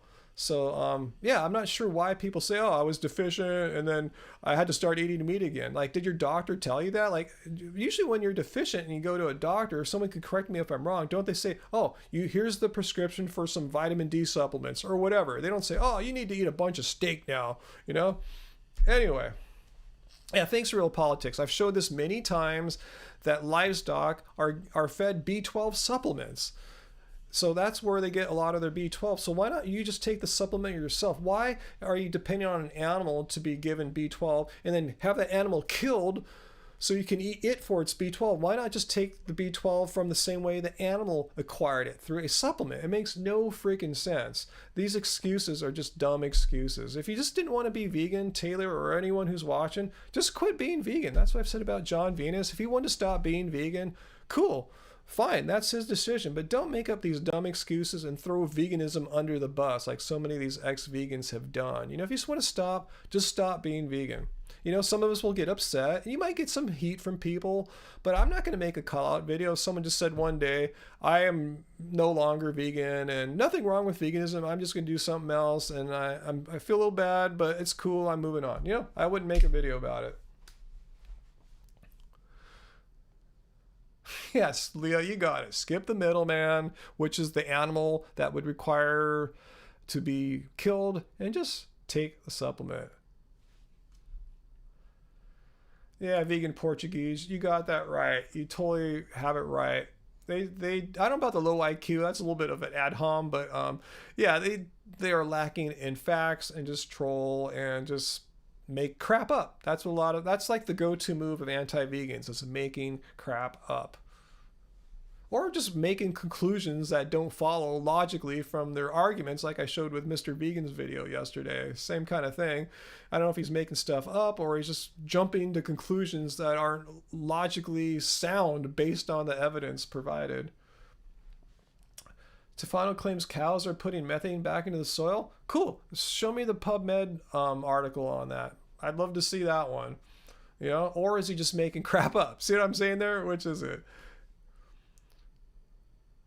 Zerabel Lindsay, have I heard of this 80-20 approach? 80% plants, 20% junk food occasionally. Well, if it's 20%, that's not occasion. I mean, I follow something like that in the sense that I believe in, yeah, you can have some vegan junk food once in a while if you want. It shouldn't harm your health, but it's what you do day in and day out, every day, what you're eating. We're eating primarily whole food plants. You know, that's I can't remember the last time we didn't have anything whole food plants. So say tomorrow night I want to order a vegan pizza, you know, might not, who knows, you know, probably won't, but if I do, I don't think my health will be affected anyway, having one pizza one day then and getting back to eating whole food plants for the rest of the week and month after that. So I'm saying, yeah, why make it unnecessarily strict on yourself? Unless you have some, like, you know, life-threatening health condition where you have to eat as healthy as possible, fine. But if you know, if it's going to make your vegan life a little bit better to have an occasional vegan burger or vegan ice cream or vegan cheese or whatever that you know is not the healthiest thing in the world, it probably won't raise your risk for any disease if you have it on occasion. So, you know, I've been putting my blood tests up here for you guys since, you know, 2013, and I'm doing pretty good considering my age. Having the occasional, you know, fast food vegan thing or whatever is not really, you know, taking its toll on me.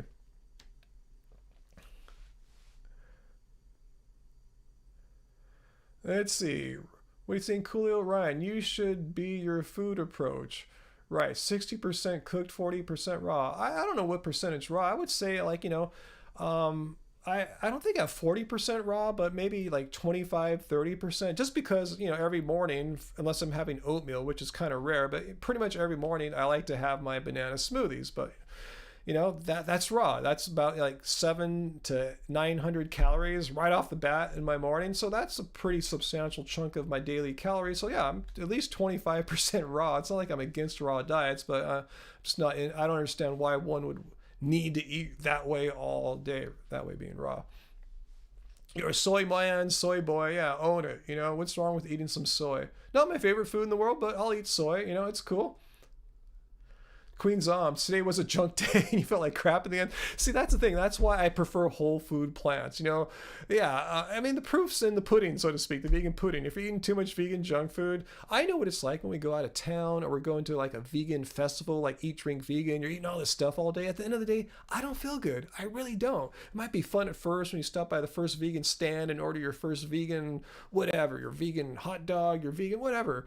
And by the end of the day, I feel like crap. But I don't feel that way when I'm eating whole food plants. So that's even more proof that, you know, my body agrees more with eating whole food plants. Let's see. Um,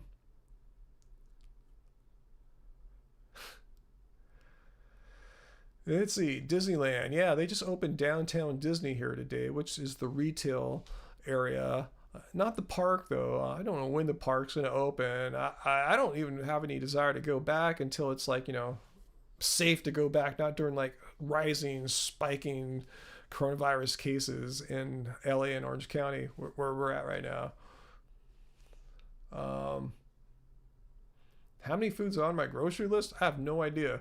Never counted them before. Um, do you do your greens raw? I mean, like some greens are raw, like when we have salads, the greens that go into a salad, and we put all sorts of stuff in salads. Not only greens, we'll throw some fruit in when we can. Um, and we do cook some greens too, like chard goes into all sorts of soups and stuff like that. It depends, but yeah, we definitely eat raw greens for sure. Um, let's see. What else do you guys? That's why he didn't go to the last Eat Drink Vegan. I know you're saying there, Vince. Eat too much junk there. I remember last time I went there. Yeah, it was like I didn't go to the last one either, but the one before that was the last one I went to. The second to last one. And man, I just felt like crap at the end of the day. Just too much food, too much junk food, too much oil and salt and probably onions and garlic, which don't agree with my body too well either. Favorite non-dairy milk. I like lots of them. I have almond regularly, most regularly, but I like oat and flaxseed. I used to drink hemp a long time ago. I haven't had that in a long time. But yeah, I guess almond, oat, and flax are my favorites.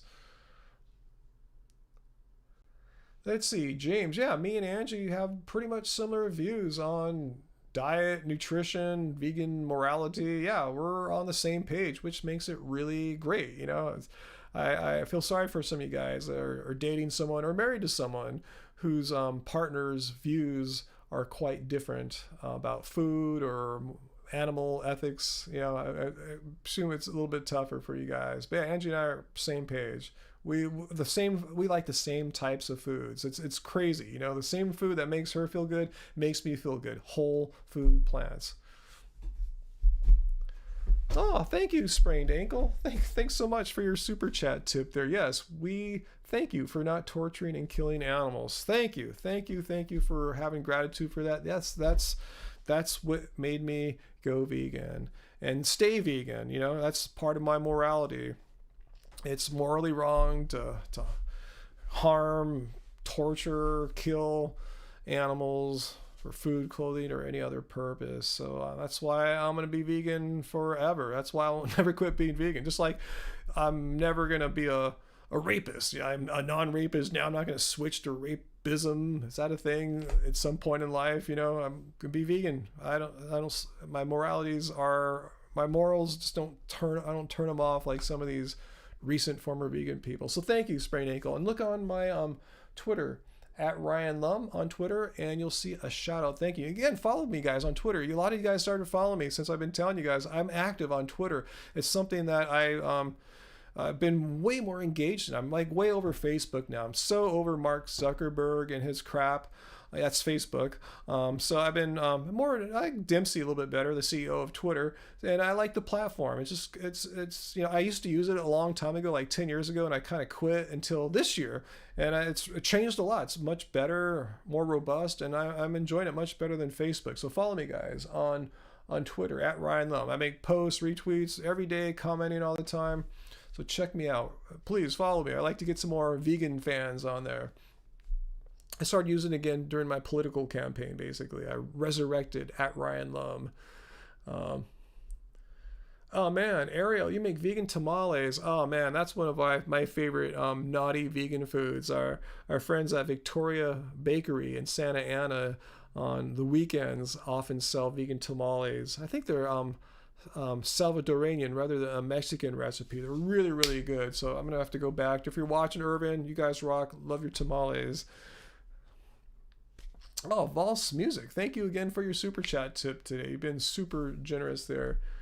Do I think folks will ever get over carb phobia? I think that's starting to change a little bit. As so many of us, vegans, influencers or not, tell people carbs are plants. Like, why are you afraid to eat plants? I mean, there's a few plants that are high in fat, namely like nuts and seeds, avocados, and durian. Apart from that, plants are predominantly carbohydrate rich. So why are people afraid to eat carbs? And as you guys all know, when people see a food and they get afraid of it, oh, I can't eat that carb there. They're talking about something that's high in fat. I see this all the time on TV. I've seen people do that, pointing to like French fries, which starts off as a fine high carb potato, but dipped and soaked and fried in oil, it becomes a high fat food. Or I see people say that about donuts, which is also high fat food. That started off as a high carb food. So people really don't know what a carb is. Have you noticed that? People couldn't save their lives if they had to identify what foods are high in carb. They just think donuts and stuff like that. Like if you showed them a banana, they probably wouldn't realize that's high in carb, or who knows? I don't know. You tell me.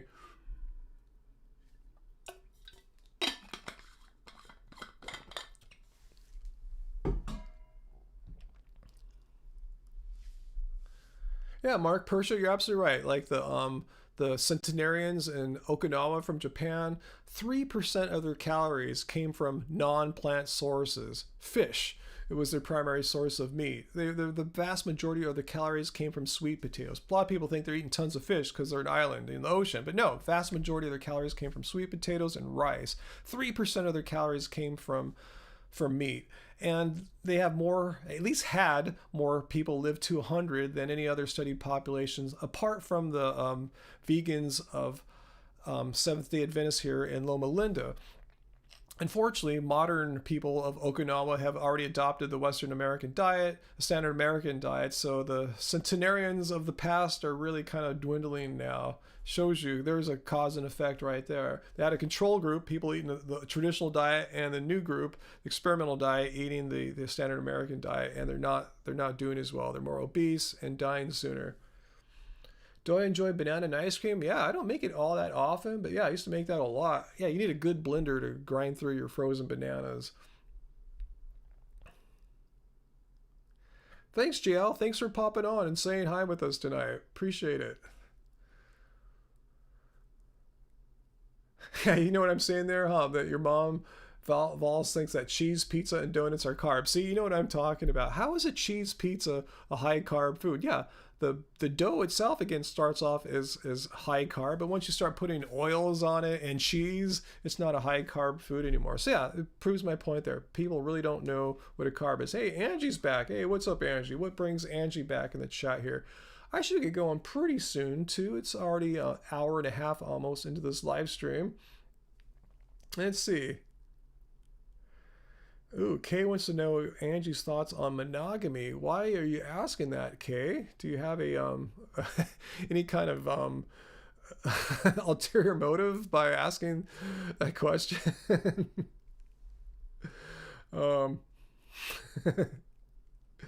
Why do I go to bed so late? Oh man, that's a good question. Angie and I have always, this one, another reason why we're so compatible with each other, have not been morning people, night owls, as opposed to morning people, or larks and owls, I think is the distinction. We just kind of click on that, and we're into music too, musicians, music stuff usually happens at night rather than like at, usually you don't see too many like shows and concerts at like 5:30 in the afternoon or something like that. So yeah, we're just what we prefer, especially now in summer too. It's kind of warm in the day. We kind of perk up once the sun goes down and get a lot of work done at night. So it's just kind of our preference. We kind of like the nighttime, the quietness of night, the beauty of nighttime. But we still get plenty of sunshine. Even if you get up at 10 or 11, there's still many hours of sunlight here in the northern hemisphere in the daytime. Hey, Serena. Yeah, we've been well. We've been good, thank you. Let's see. Angie wants to know if anyone wants to see the purple tank top. Oh man, I wish I could show that on our website right now. Let me go to our website right now and see if I have any photos of it. I'm pretty sure we don't. I'm actually about to get more of the tie-dye shirts in, guys. My t-shirt maker said they should have been in on the 9th, which I just looked at today. I didn't get any notifications, so we've been pretty much out of those. But if you saw my video from yesterday, Respond to Mr. Vegan, I have this in. These are pretty new. We just did like a second run of the muscle tee. I think we have all sizes right now except for extra large, which is the size I'm wearing in these shots here. But we have these in stock, and we also reordered and have in stock our black t-shirts as well here.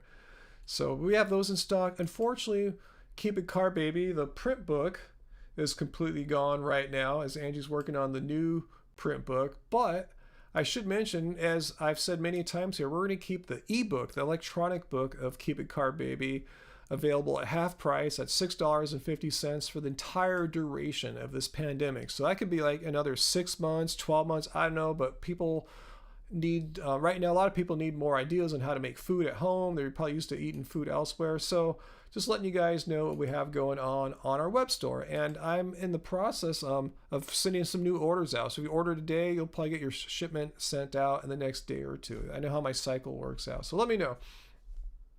Okay, Angie posted a picture on Instagram today. Oh, I could probably show that. Let me yeah, I think I know how to do that. All right, here we go. Let me go to Instagram. Let me see this here, this shirt here, guys. If you guys want to see more of this purple or aubergine, I think was the exact color, this aubergine ladies tank. It's not a unisex like the gray one I'm wearing. Let me know if you guys want to see this get reordered back for summertime. If so, let us know. I think we only need like 12 people to get interested. I think 12 is our minimum order amount from our t-shirt maker. And we do it all here at Long Beach Graphics. It's all done locally. We don't do it like on some weird online place. It's all local business here, hand screened locally. So let us know if you guys want to see more of this purple aubergine ladies tank top. And if we get enough interest, we will make some more, and I'll let you know when we have them.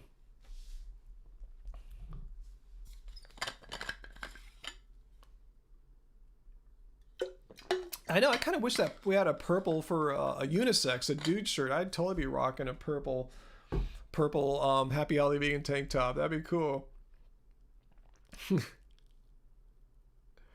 Let's see. Queen Zoms wants to know after Angie's new book comes out later this year, will we also do the OG, get the original Keep It Car Baby back? That's a good question.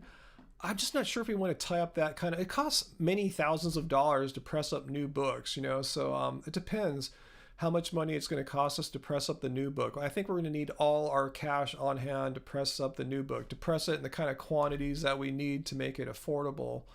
So that's probably, we're not going to press up the Keep It Car Baby, you know, hardcover book anytime soon. I think it's going to be ebook only for a while. The rest of this year, most likely, it'll just be an ebook. So I just have a few copies of my own here of Keep It Car Baby. We don't have any kid size tees, Caitlin, but on the gray muscle tee, they come in extra small. Let me show you that again. The gray muscle tee. Oops, let me hit this button. Bam. Right here. This shirt comes in extra small, and I think Angie's wearing an extra small too. So it depends how big your children are, really, if that'll work out for you guys. So yeah, we just haven't had too much interest on kid size tees. How excited were, okay, talking about my Clippers shirt here to get Kawhi Leonard. Actually, I've been more of a Lakers fan for ever since LeBron James came over. I gave up on the Clippers when they traded away Blake Griffin. To me, he was the heart of the team. And that's when we were going to the games, getting these jerseys at Staples Center. We were hardcore Clippers fans during the Chris Paul, Blake Griffin era. But now I'm really excited for the Clippers. Paul George, Kawhi Leonard already joined a really good team. Like, you know, Lou Williams was already a great scorer. But I've been watching Lakers. It's been a fascinating team to watch with LeBron James, Anthony Davis, Dwight Howard. It's been exciting basketball. So we'll see how this NBA bubble thing works out in Florida, see if they can finish the season or not, because those are the two best teams, the Lakers and the Clippers.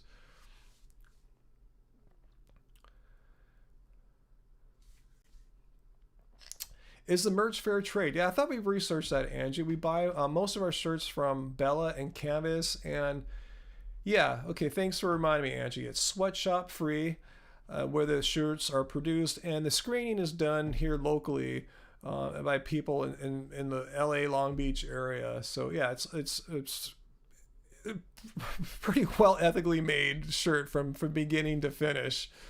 Can't say it's perfect, I don't know, but yeah, sweatshop free and made by like sweat labor house people here in LA for the screening. Okay, Angie said yeah, she put all the info on the website as always, so you can check that out. Good questions. Yeah, we do care about these things. We care about the betterment of the planet and people and animals. We are considerate people. Yeah, I hope the NBA bubble works out. I was reading teams today, Thursday. It's a day they were traveling to Orlando to enter this NBA bubble near Disney World. So this would be really interesting to see how this all works out. So anyway, let's not talk about the Donald Sterling years. Yeah, I want to watch that documentary on the Clippers and Sterling. You just can't like watch it on TV. You have to watch it on mobile and stuff. So anyway, I want to see that because yeah, that was that needed to happen for sure to boot Donald Sterling out of Clipper ownership. And he made a few $billion off of it too, so he can't complain. Middle Earthing, hey, you took our movie recommendation. Yeah, we've been talking about like what's some of our favorite movies. The one that always comes to mind is Only Lovers Left Alive, which Middle Earthling's talking about here. It's made by the acclaimed art director Jim Jarmusch. You really enjoyed it. As a guitarist, you can see why I love it. As musicians, you can see why I love it. Yeah, the protagonist is a vampire played by Tom Hiddleston, you know, from like those Marvel, I think he plays Loki or something like that. I haven't seen it. Anyway, yeah, he plays a vampire that's kind of like how I kind of see the world, especially if you kind of changed it to veganism. Anyway, and Angie's counterpart is played by Tilda Swinton. It's like a couple like us, of a couple weird, eccentric, older, artistic people or something like that, but they happen to be vampires, and it's a really good movie. The music's beautiful, some shoegazer, dream pop kind of stuff. I totally relate to the guy just sitting here in the studio at night, making weird spacey music and yeah, anyway. So yeah, if you guys want to check out a movie recommendation, check out Only Lovers Left Alive. If you like artsy type movies, you'll like it. It's a really good movie. Great actors in it. Compassionate Vegan. Thank you for your super chat tip there. Much appreciated, Compassionate Vegan. How did I feel when Chester Bennington died? I have to ask you, who's Chester Bennington? I'm not familiar with Chester Bennington off the top of my head. So if you want to fill me in there, Compassionate Vegan, I'll look for your follow up, but I'll maybe it's someone I know of, but we'll see.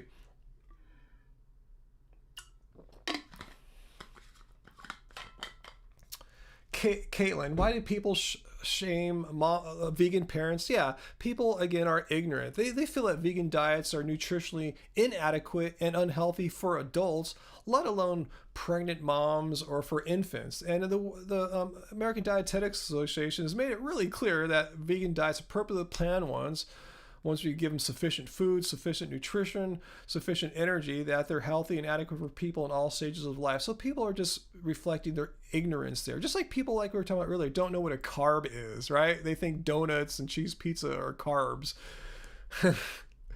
So let's see. Compassionate Vegan. Let's see if I see your follow-up there. Oh, lead singer of Linkin Park. When did this happen? Something new or a bit? Because I was never really a follower of Linkin Park, so I can see how this news went right past me. Yeah, believe it or not, I'm a person of the 90s and 2000s, but I wasn't a Linkin Park fan ever. Not to say I don't have compassion for them. Yeah, please tell me what's going on here. Was Chester a vegan or anything? Let me know. I really not too familiar with the band or its members.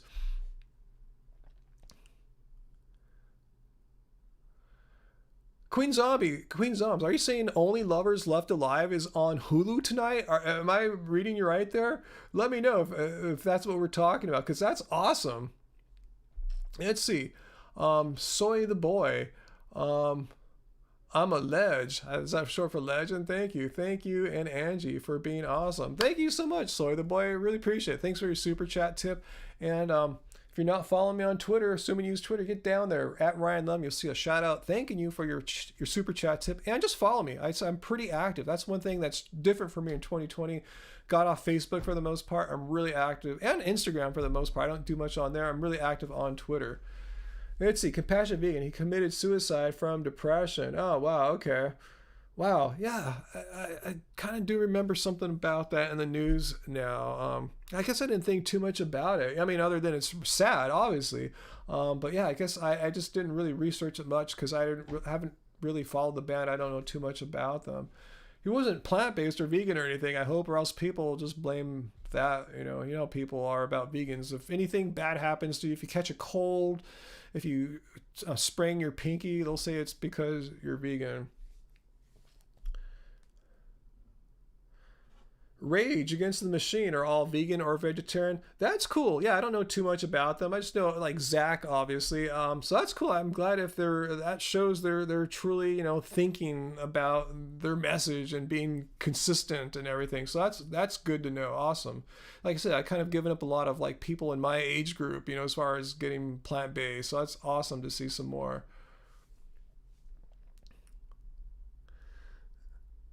Let's see. Um, You went to see Love Sparrows performing on a live stream one day. You just might. Angie and I were jamming in here a few weeks ago, trying to figure out which songs, because our albums are very layered. There's many voices, guitars, drums, and all that stuff. So we're trying to figure out which songs we might be able to perform just on guitar and voice. Really stripped down mode. So you never know. You never know. Oh, Vegan Shamus, thank you for your super chat tip there. Very, very kind of you. Just to express some thanks there. Thank you so much. Again, follow me on Twitter. You'll see a shout out thanking you for that. And just follow me. I'm really active there. Let's see. Compassion Vegan, wow, thanks again for your generous super chat tip there. I hope you're following me on Twitter now. What are my thoughts on Dr. Caldwell Esselstyn, preventing and reversing heart disease, that author of that book? I'm surprised people are going more plant-based after he reversed that. They're not. You're surprised that people are going more plant-based after he reversed heart disease. Yeah, I mean, yeah, him and I think Furman, Dr. Joel Furman, have produced studies. I know Esselstyn for sure produced studies showing how people can not only treat advanced heart disease, but actually reverse heart disease. I've shown the image many times where a previously clogged artery, a blocked artery, over time, I think it took a year or so in between the before and after photos, but the arteries have opened back up and are once again healthy, or at least relatively healthy. Blood is flowing through them. And I always point this out to anyone who criticizes vegan diets for being like unhealthy. I'm going, the number one killer of human beings, at least in the developed world, is heart disease. And we have a diet that reverses heart disease. And there's no science showing any other diet on this planet having done that. So why are not more people, if they really want to try to improve their chances of living a long, healthy life, not following a diet that's been shown to prevent, treat, and reverse heart disease? So yeah, as Dr. Esselstyn said in the beginning of the book, like heart disease, kills so many people a year, but it's a disease that need not happen. It's been solved. It's been cured, and the cure is through diet, not medications, lifestyle change, and diet. Why aren't more people doing it? Why are not more medical professionals saying, hey, you have heart disease? If you want to try this vegan thing, high carb, low fat, no oil, it's been medically proven to reverse heart disease. But a lot of doctors don't tell their patients that, assuming their patients would be reluctant. Well, if I knew my life was on the line, even if I wasn't vegan, if I knew my life was on the line, I, for one, would be willing to make a giant lifestyle choice of changing my diet rather than having more heart surgeries and stents and potentially dying. So yeah, it does blow my mind that more people aren't jumping onto whole food, high carb, low fat, plant-based diets. Yeah, like, do you want to avoid the leading cause of death or not? Vegan NIBS, thank you for your super chat tip, guys. You guys have been really, really generous tonight, guys. Really, thank you so much. Like I said, we are a relatively smaller channel. Yeah, we have 200,000 odd followers, but most of those people, we've been accumulating followers for 7 years. Most of these people are gone. You guys are our core followers right here tonight. We get, anywhere from like several thousand views to maybe 10, 12,000 views on a typical video. Not a lot of ad revenue to like really like, have a fancy life or anything like that. So thank you so much for your super chat tips. We're really, we're needing it right now. So thank you guys. And again, yeah, follow me on Twitter at Ryan Lum, and you will see a shout out thanking you. And just follow me. I'm really active there. I need more vegan followers. I got some new followers from my political campaign, and I think some older followers from our music, but I want to get more vegan followers on there. I talk about everything. I talk about music a little bit, and politics, and vegan stuff. So it's a little bit of everything that I'm kind of interested in.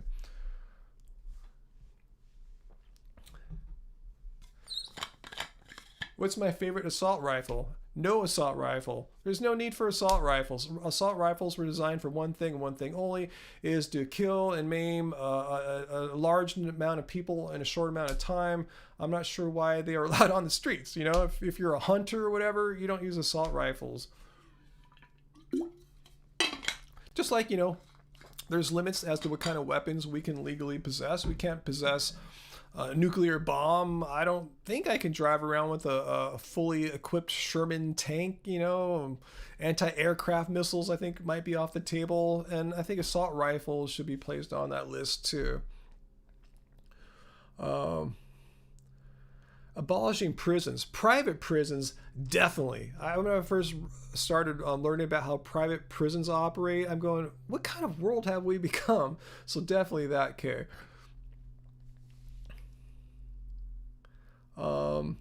I will give a shout out to King Carb. Shout out to King Carb there.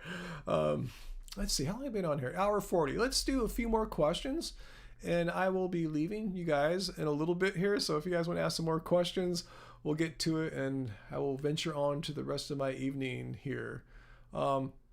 Let's see. Compassionate Vegan. Wow, again, thank you for your super chat tip there, man. I really appreciate it.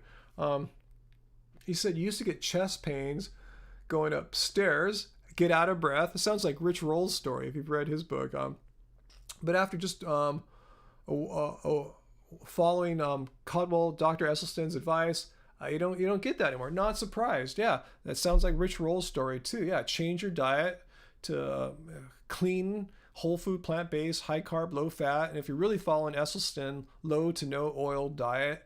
And combine that as, like, I like to recommend with some exercise. Rich Roll would agree with that too. Yeah, you're on the way. You're on the path to better health. I mean, I'm in better shape right now at 52, almost 53. I'll be 53 in a couple weeks. I'm in better shape right now than I was, like, say, when I turned 30. I'm not kidding, guys. I'm not kidding. No hyperbole of any kind. I'm in better shape at any measure, like, you know, physical endurance, aerobic, strength, you name it. I'm in better shape. Blood test even. I found a blood test from that era too, and it was far worse. So any way you want to measure it, I'm in better shape now at 53 than I was at 30. I haven't had any Beyond Meat sausages before. Oh, Jared, I did have them at Natural Products Expo when they were introduced as a new product a couple years back, but I don't think we've ever bought any from the stores yet before, so I can't really give you a review. I remember they tasted all right. Sharon, no, I absolutely never crave meat, dairy, and eggs. No, that's a good question.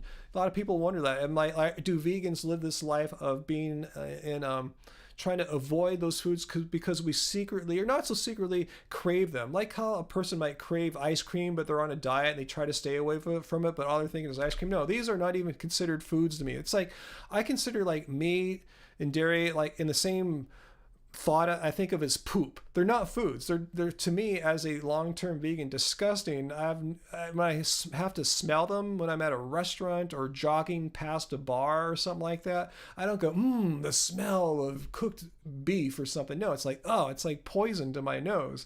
So no, absolutely not. 100%. I'm not lying. I'm being extremely truthful. It's like seeing or smelling poop. I don't even consider that as a food option.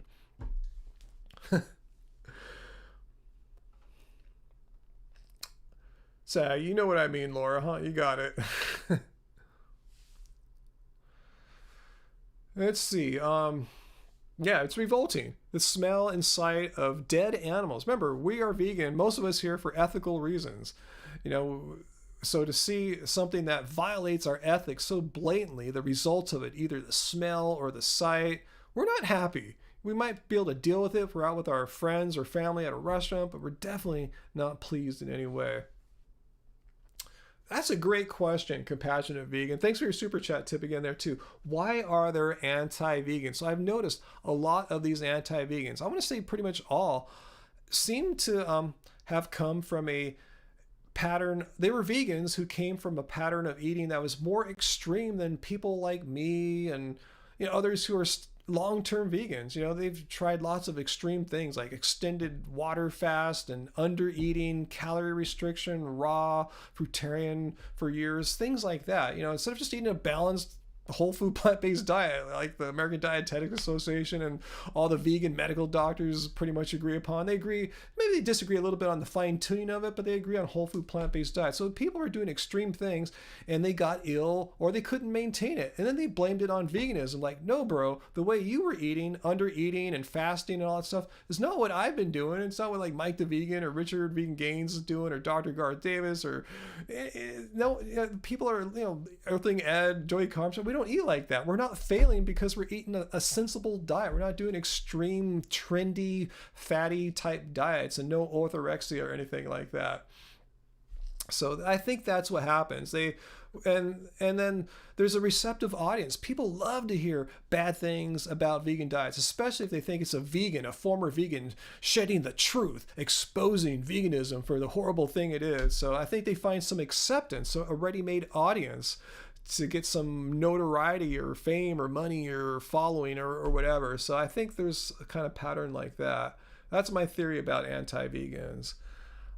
It's unfortunate that they have to exist and throw veganism under the bus. Just quit. If you're going to quit being vegan, quit. But don't make a bunch of crap and say, look at Ryan, he's deteriorating as a vegan. Look, he's lost all his muscle mass. Like, no, I have more muscle mass now than I did when I first started vegan. I'm bigger, stronger now. It's just bullshit. They just make crap up. Ryan's losing all his hair. Nope, I have a big man bun, tons of hair. They just make baloney up. You know, they gaslight. That's what they do. Most of them are narcissists that gaslight. Ralph, you want us to get more baseball tees. We might get a new kind of long sleeve tee once, at least here in the Northern Hemisphere, fall, winter comes again. Right now, we're looking at things that, let your arms and body breathe during the warmer months. But we'll keep that in mind. We like to be seasonal. Right now, we're looking at tank tops, muscle tees. But in the fall, we'll probably get a new long sleeve shirt again. Favorite vacation place, where we go camping at, Catalina Island. We like to go every October. I'm not sure if it's going to happen this year, given how the world is. We'll see. And after that, I love going to San Francisco. I'm glad Angie and I rewatched our video she made actually of my trip there on my 50th birthday 3 years ago, almost to the date now. And that was a fun time. I love San Francisco so much, but yeah, way too expensive a place to live at. But yeah, fun place to visit. I love California. What can I say? I love my home state.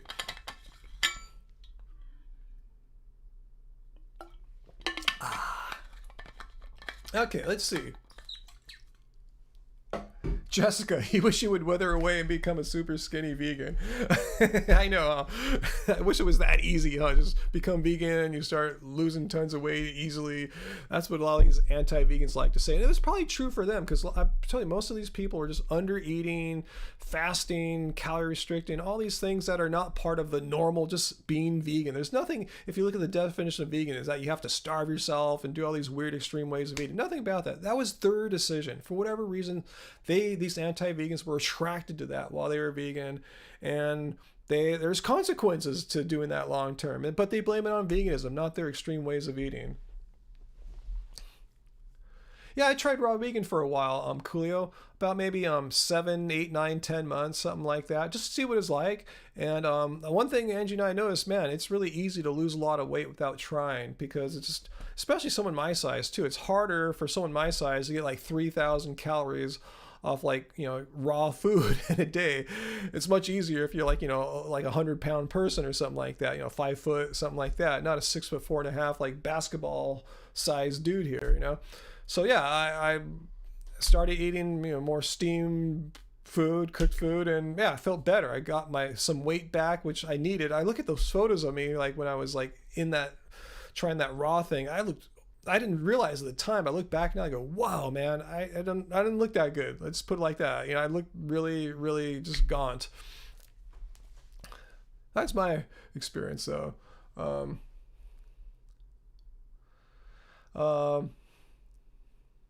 Is there a vegan Tinder, like an app for that? I don't know if you guys know of something like that. I'm married, so I don't get those apps for like hooking up with your whoever you want to hook up with, kind of thing. Let's see.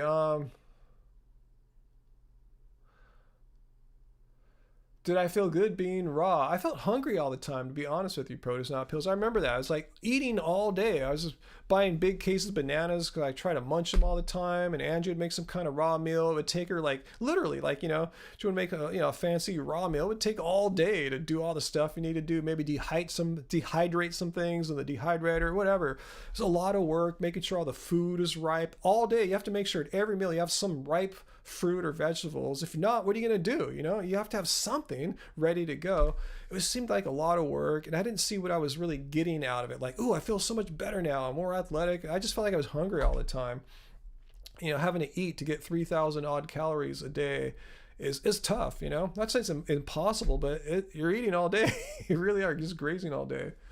Hey, Hunter Toby. Wow, thank you. Thank you so much for your really, really super generous super chat tip there, Hunter. Much appreciated. If you're not following me already, go to Twitter at Ryan Lum. Right there, you see it.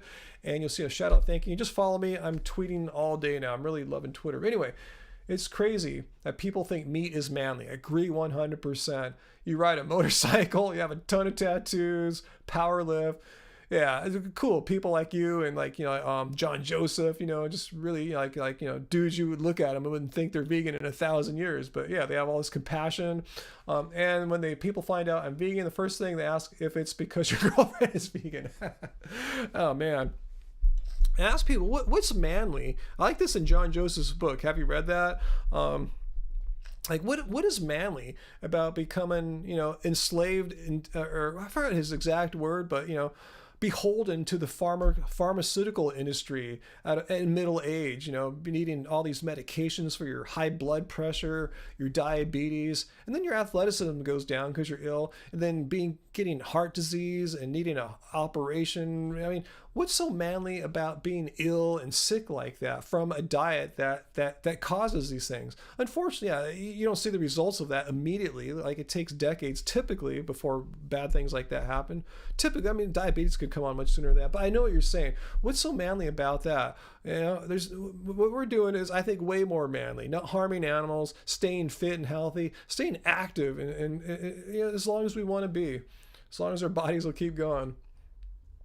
So cool. Thanks so much for that, Toby. Yeah, I love meeting people like Toby and others. That tatted, powerlifting, alpha male looking dudes. But yeah, they're vegan. Yeah. There's all types of vegans now, guys. So not just all hippies or whatever people think in their mind hippies are, like playing hacky sack at Humboldt State University or something like that. Who knows? Yeah, erectile dysfunction. How manly is erectile dysfunction and needing Ritalin to get an erection? That's not manly. All these things that people perceive are manly are not manly. Destroying your body with animal products, not manly. And also, too, testosterone is often a measure of how manly a person is, right? I've shown my testosterone levels. They're that of a person in their late 20s, which is testosterone peak years. I'm 52, about to be 53. And Joe Rogan, who thinks he's the manliest alpha male out there, he gets injections. So his testosterone levels are like mine, those of around a 30-year-old. That's what he said. He doesn't want to have really high. He just wants to have 30-year-old testosterone. I have that. I don't get injections in my ass or anything like that. I just eat plants, Yeah, and that carnivore doctor, I don't want to mention his name, his is like that of a 90-year-old lady, I mean, he has to rationalize it away. He lifts heavy weights, so that proves he's got high levels, even though the tests can't do whatever, I just have high levels of T and it happens naturally. I don't do anything special, just eat a bunch of plants. I don't get injections in my butt like Joe.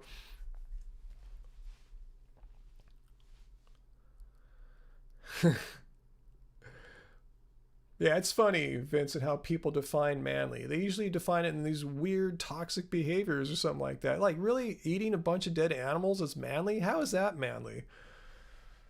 You have a weird definition of what a man is then, if that's what some people think.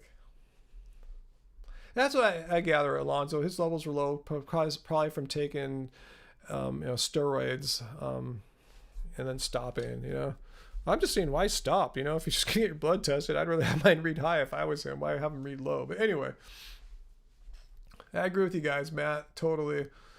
Anyway, let's see if you guys have some more questions before I split here. You guys have been really cool tonight, and yeah, I'm glad we got rid of that troll earlier. I'm not sure if we still have our moderators here. Haven't seen a moderator pop up in a while. We've been doing good, It's been cool. I think people have learned not to come to Happy Healthy Vegans live streams because we'll kick your ass out of here if you come here to troll, if you come here to just be a jerk and cause trouble. If you want to come here and disagree, like I said, that's cool, but be cool, be respectful. I don't expect every one of you guys to agree with me on everything. I'm cool with that. I wouldn't want you all to agree with me on everything. It's not a cult, as my title says here.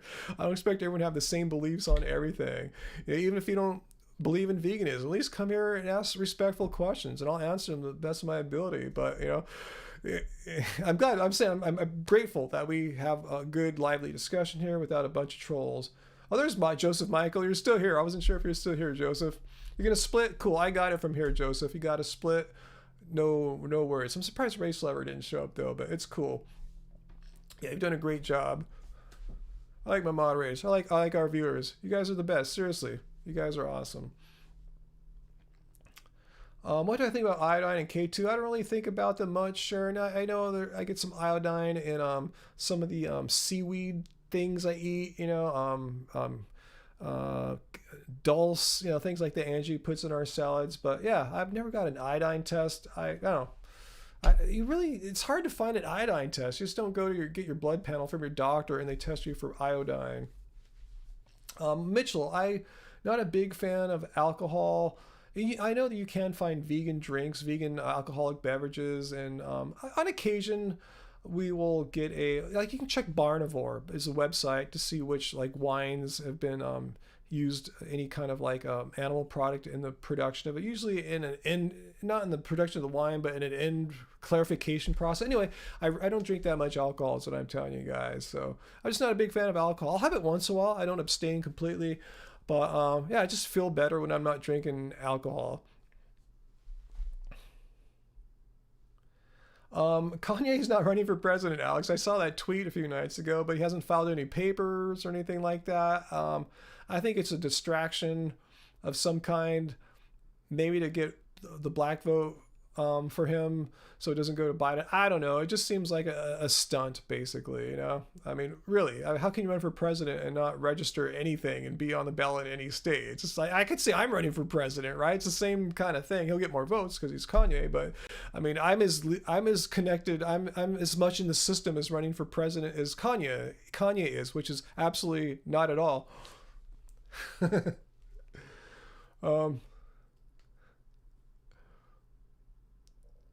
No, Race Lover didn't get kicked Queen Zoms. No, I just haven't seen him. I don't know what he does. Maybe he has some kind of other job, or I think he moderates for another vegan YouTube channel or something. Maybe he's doing that tonight. Who knows? Maybe he has a girlfriend. I don't know. I thought he said he didn't, though. He's really been so mysterious. He doesn't want to reveal anything about himself, not even to me. It's really trippy, but that's cool. I can respect that. It just kind of makes it more interesting when Race Lover comes on, though. He's just a black box. We know nothing about him.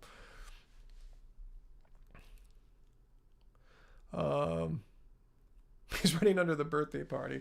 I didn't even really mean to wear this Clippers shirt right now. I wasn't making a statement or anything like that. Even though I'm happy to see the NBA try to make a start on finishing the season and getting to the playoffs.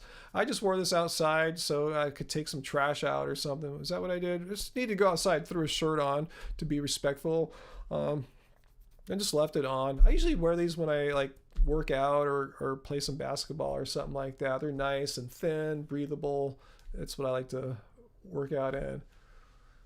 The magic pill. Yeah, sure. And I made a video responding to the magic pill. That was the documentary. I think it came out, a year or two ago, about the wonders of eating a low-carb ketogenic diet. And I responded to some of the points made in the movie. There was some misinformation about plant-based diets, I remember.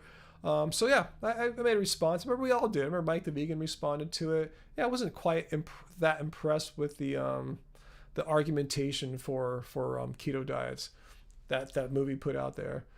But yeah, you can check out. You can go to our channel here on YouTube and just search for Happy Healthy Vegan, the magic pill. It'll come up.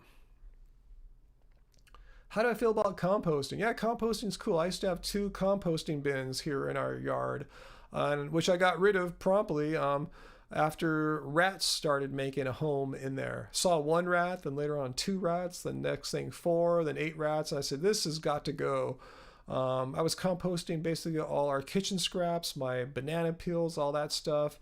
And nothing against rats, but I started hearing them at that same time crawling into the walls of our house, gnawing and stuff like that, destroying stuff. So yeah, we got rid of the compost bins, and yeah, shortly after the rats left, and haven't seen them since.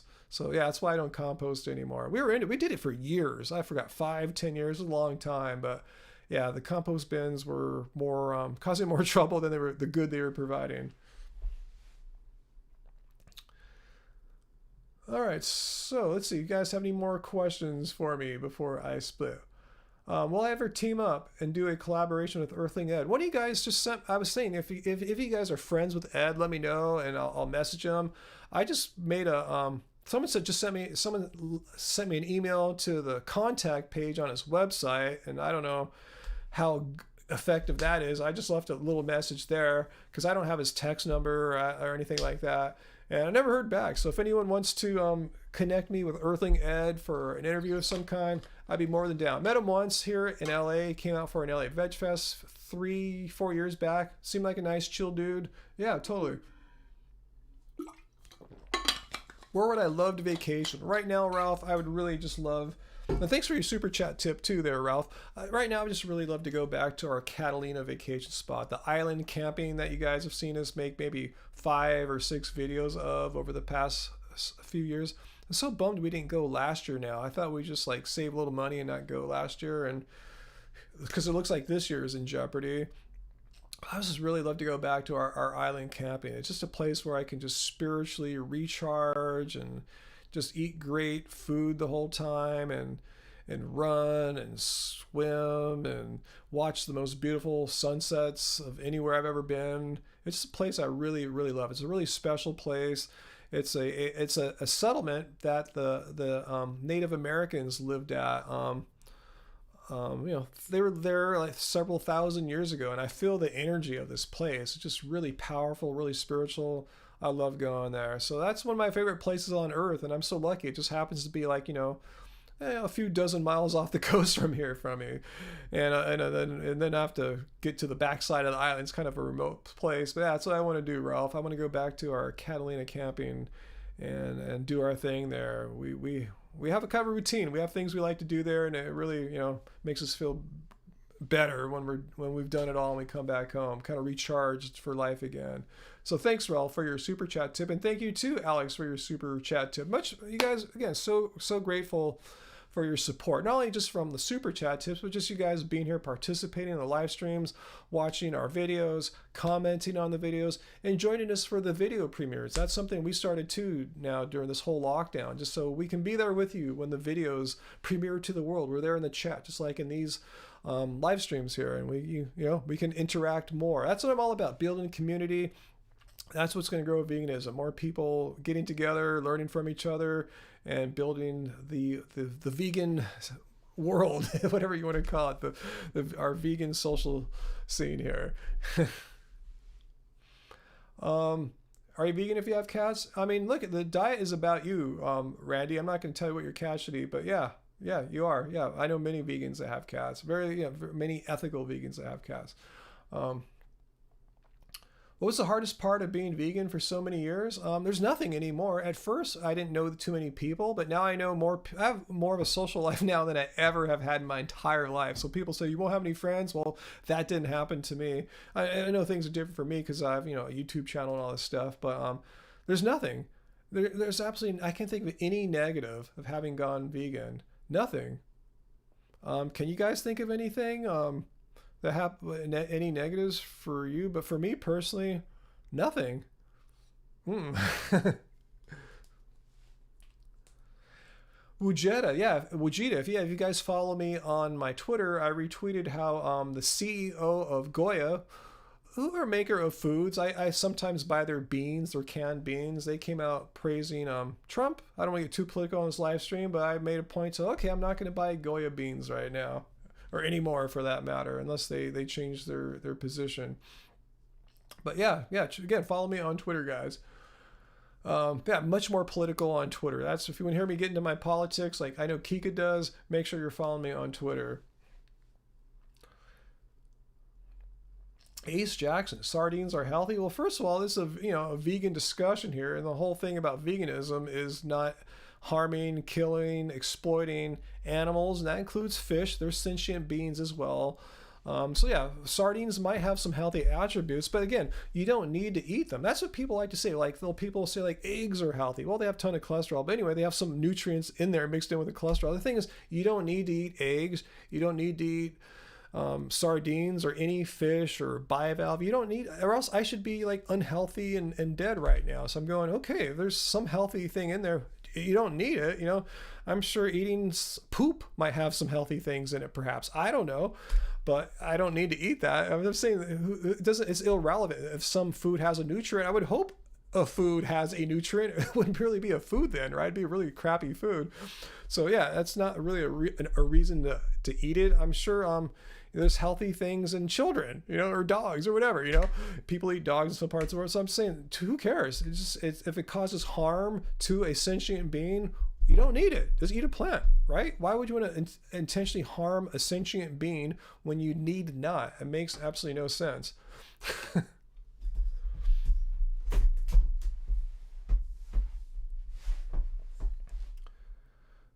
Let's see. Eating poop. I think someone would get a kick out of me saying that. I mean, there's something. There's probably some nutrient in poop. I don't know. I haven't analyzed it, but there's probably something in there.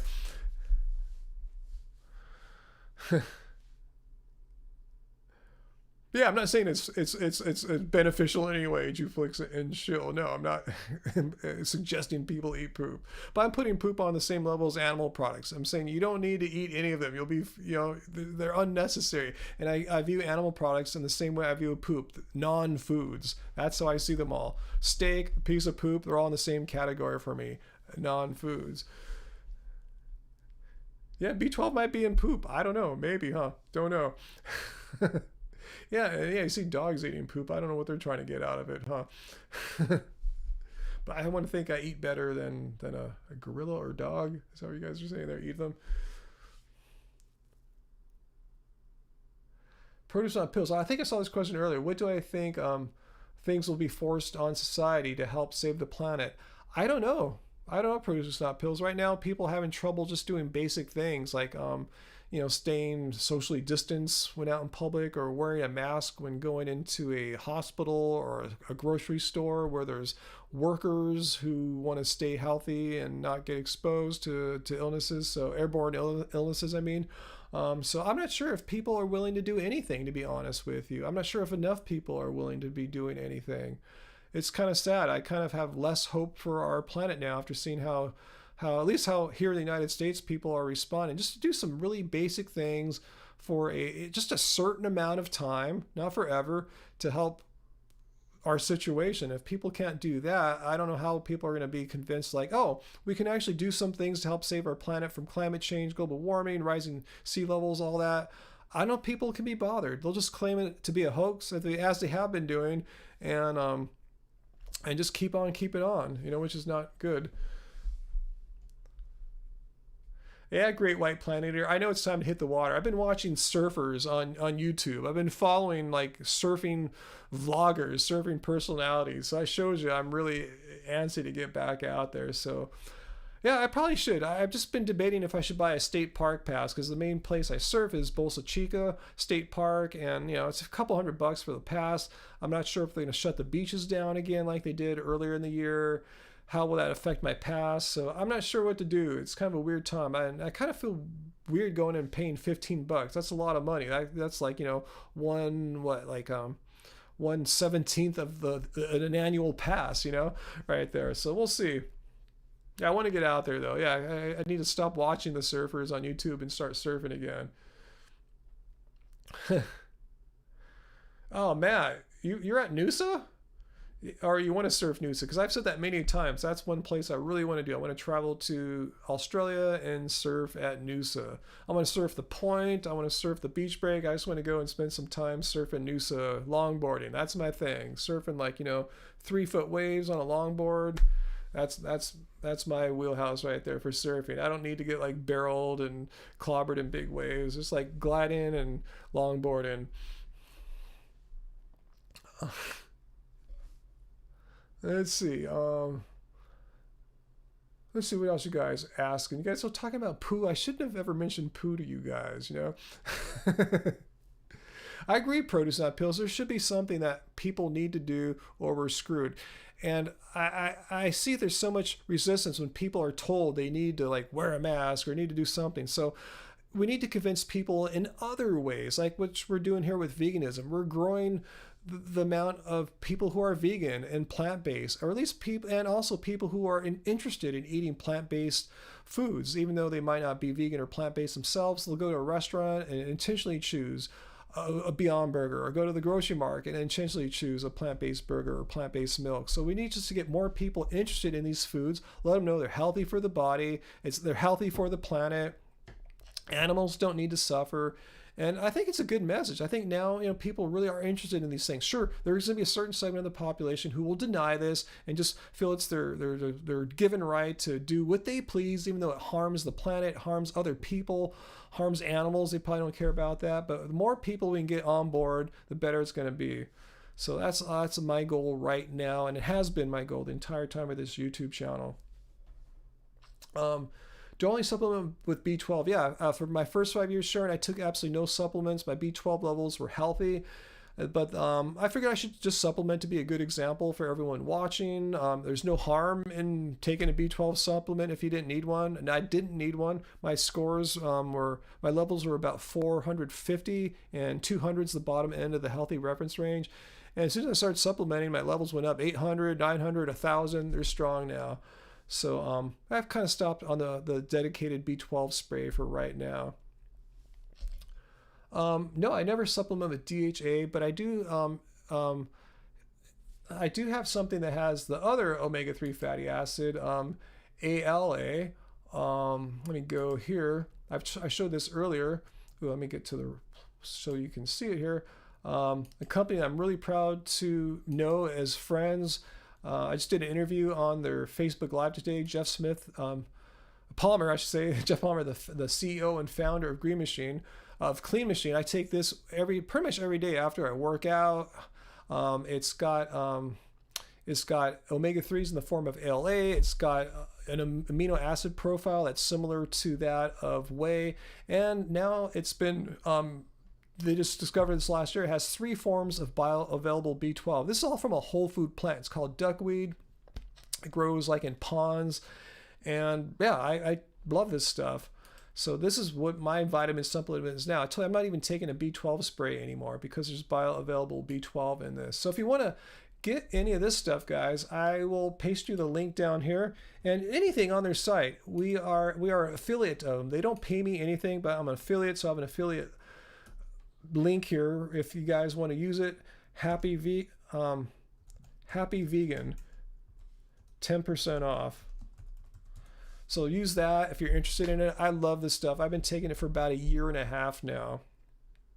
So that's my my supplement, if you want to call it that. I got it. I came because I was looking to like guys at the gym, non-vegans, if they can take supplements to make muscle gains, I figure I could as well. So I came for the amino acids, and I stayed once I learned how many great nutrients are in this whole food plant.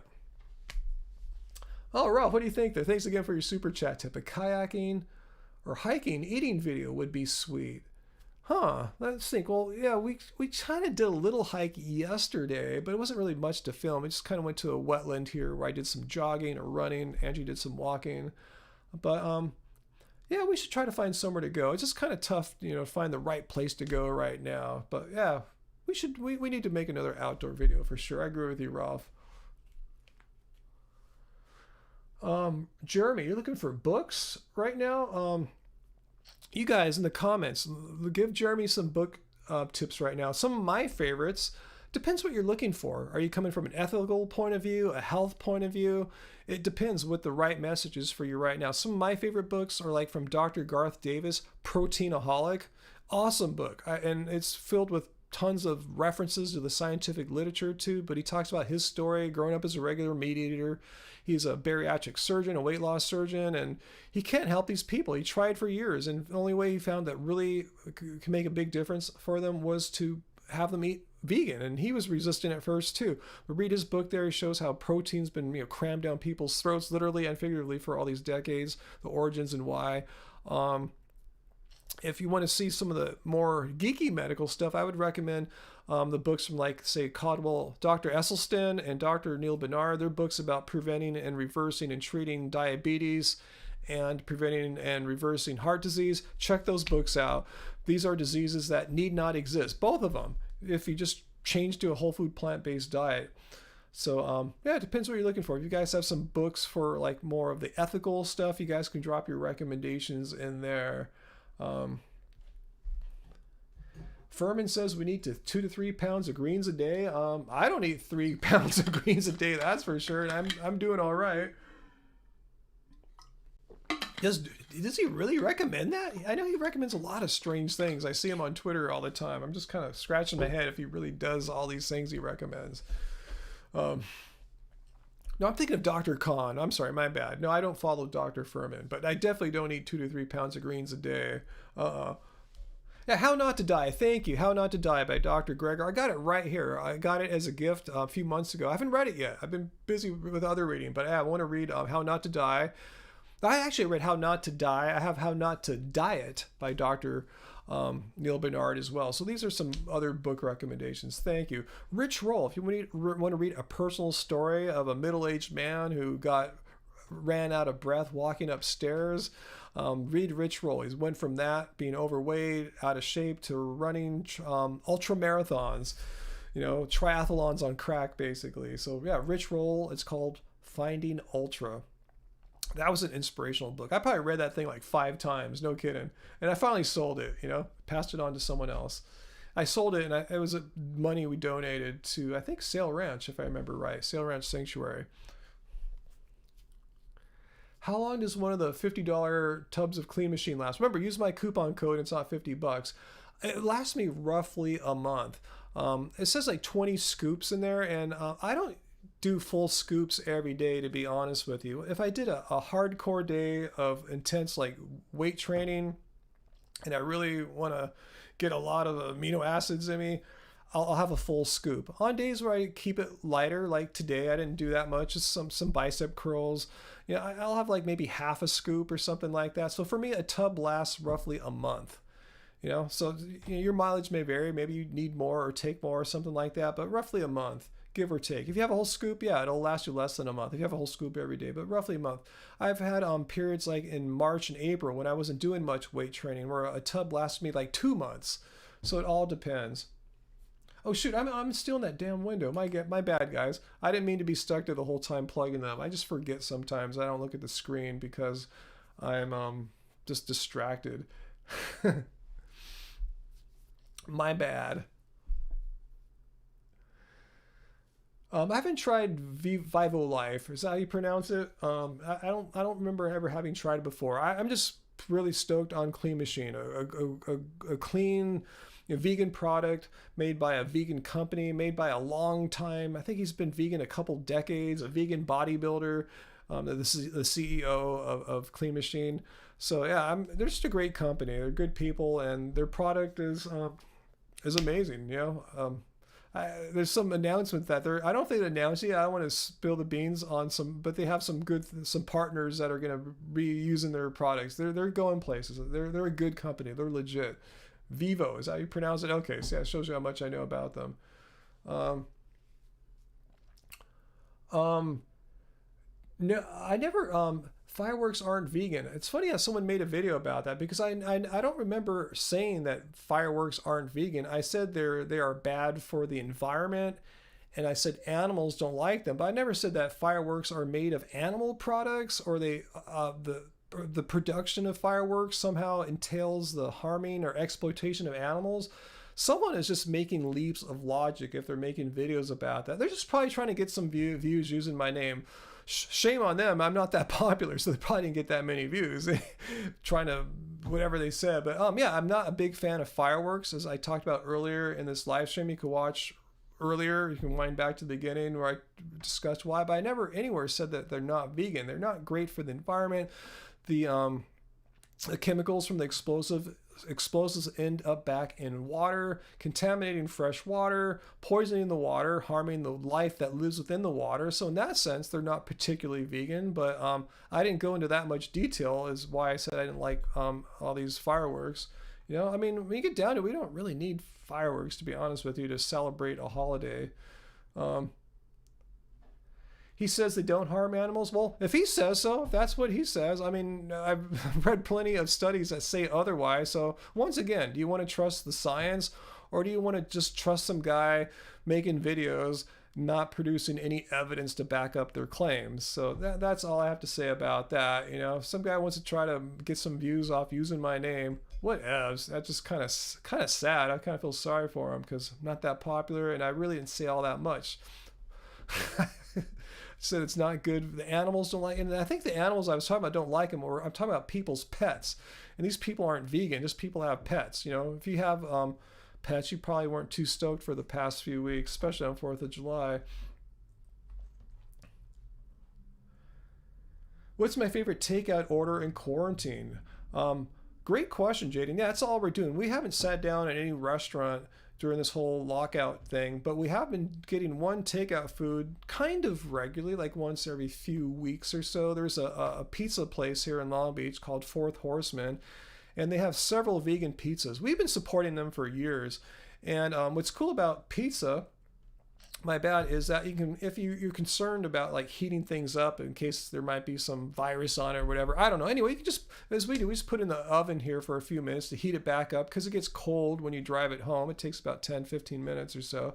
So just put it back in the oven, warm it back up, figure if there's any virus on it, which there probably isn't. I totally trust them, but you know, that gets killed probably, and it warms back up to a nice pizza, fresh pizza temperature. So yeah, we've been supporting them, getting their vegan frailty pizza. So if anyone's in the Long Beach area, totally recommend them. Not sponsored, they just make an awesome kick-ass vegan pizza.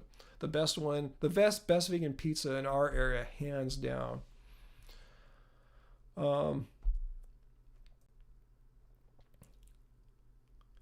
Yeah, Francisco, we haven't been to Las Vegas for a few years, but it's a surprisingly really good vegan town. We ate some really, really good vegan food in Las Vegas. So yeah, we'll be going back there again in the future. I mean, whether you stay somewhere like downtown, we found good vegan food.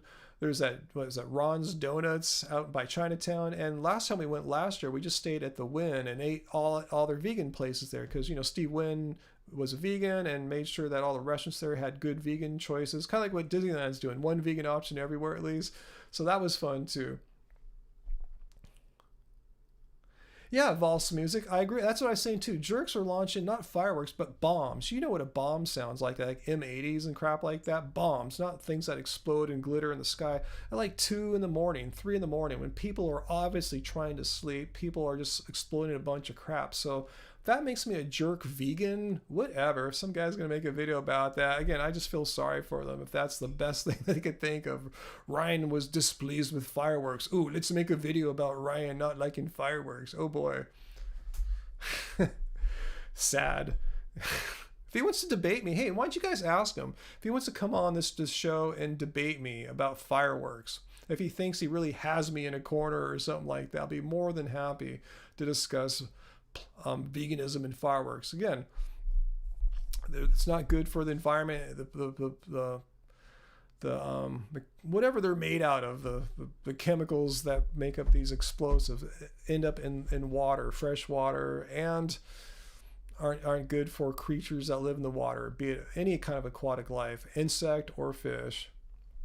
Yeah, ask him what his whole thing is. Why even bother? Like, what did I even say about veganism and fireworks? I don't remember making any claim whatsoever. Then they're not particularly good for the environment. So if that means they're not vegan in his mind, so be it. Now, don't even ask him to debate me. That's what he wants. He's probably seeking attention. No, scratch that. Please don't ask him. I'm sorry I even put the idea out there. I don't want to reward people for doing stupid things like that. So no, I will not debate him. Whoever this dude is, no. There's nothing to talk about. There's no point, you know, talking about fireworks and veganism. I'm just going to give him attention and draw attention to his channel. So nope. No, I take that back. I'm not going to do it.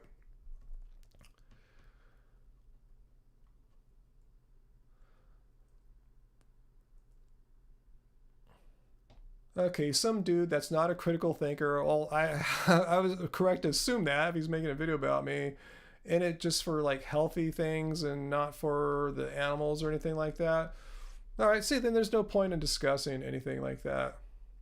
He thinks there's no proof that fireworks cause harm or distress to animals. Well, I have lots of proof, both anecdotal and research papers. I mean, all one has to do is go to the Facebook group that I'm on, Long Beach Residents Against Fireworks, or to Nextdoor on the app Nextdoor, and you'll see countless posts after post after post describing what's happening to them in their neighborhoods. And many of these people are talking about moving away from Long Beach because they're over it. They can't sleep. They need to get to their jobs, and their fireworks are blowing up at 2 a.m. Their pets are distressed. So there's actual evidence. So if he wants to say these people are all lying or crybabies, well, what kind of person is that has no compassion for people not being able to like live and sleep in their homes? So no. Not going to engage them. So yeah, no, I'm not just saying that. I don't want to reward someone for making a stupid video like that. Yeah, here, Sharon, your dog is scared of fireworks. Most people's dogs are scared of fireworks.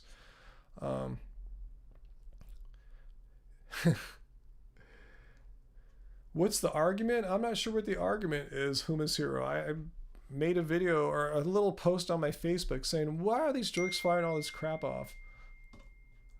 Yeah, Angie pointed out too, sent me a message. Plus, the explosions have been going on for months. They started back in March. It wasn't just like one day. Like 4th of July was just the day everyone went crazy. But this stuff's been happening for months leading up to 4th of July. So much so, I've never seen so much activity on social media like Facebook here in Long Beach groups. People organizing with our local city council representatives, our police officers, trying to work with them to do something about it because they weren't doing anything. So anyway, I don't need to justify this. I think most of you guys know, if you live in the United States, what it's been like. And if someone wants to be in denial about it, whatevs, I don't need to reward them with exposing giving them attention on my channel here. So anyway,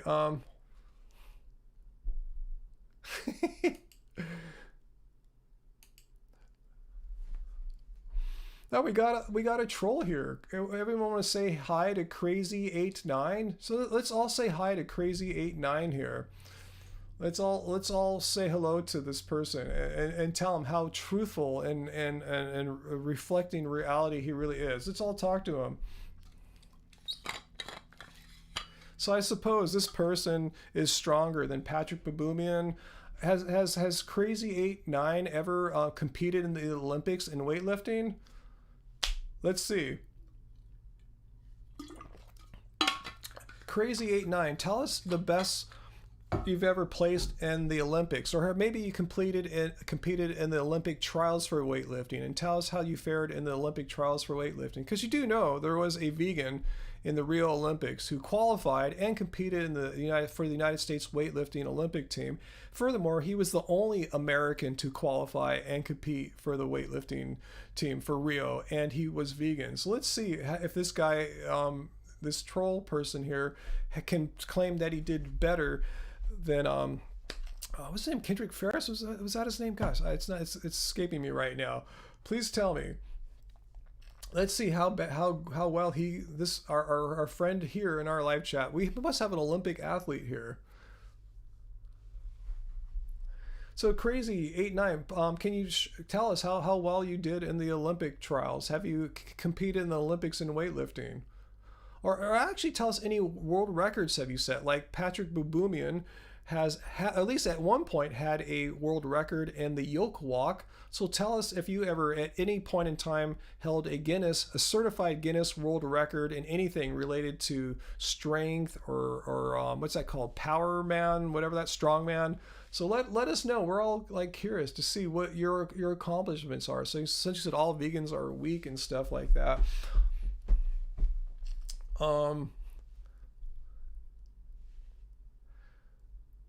Okay, you're a vegan for a bit. That doesn't prove anything. Doesn't mean vegans are weak. I'm pointing out to you vegans that have world records, vegans that have competed in the Olympics in strength things, not like say ping pong or something like that. No diss to ping pong players or anything. But let us know if you're going to say that. You better have some results that are better than these people. So we're waiting. Let us know. We're waiting to see what your accomplishments are. Just tell us right now what your accomplishments.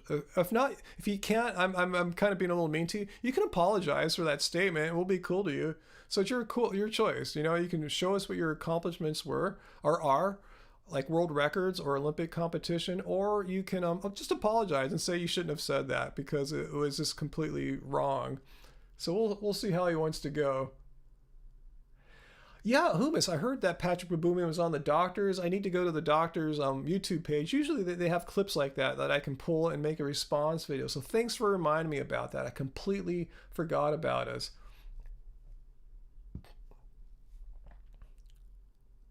Yeah, Sharon raises a good point. If someone says they're a vegan, that doesn't mean anything. It just means you weren't eating animal products. For all we know, you're subsiding on like olive oil or just eating French fries or Oreos, you know, which is are technically vegan, but not really, best fuels for your body.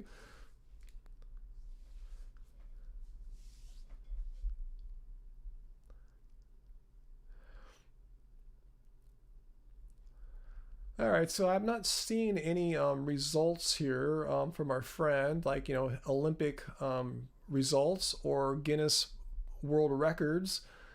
And I'm not seeing an apology, so we'll move on. I kind of suspected that's how it would work out. I was hoping he'd be at least cool and apologize, but oh well. Anyway,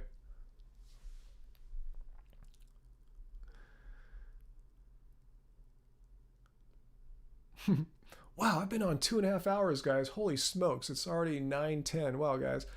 I as cool as you guys are and as fun and entertaining and everything has been tonight, I really should go. I didn't think I was going to be on 2.5 hours. I really should get back to my wife Angie and connect for the rest of our evening. Probably will involve some kind of dinner and like chilling out and hanging out and stuff.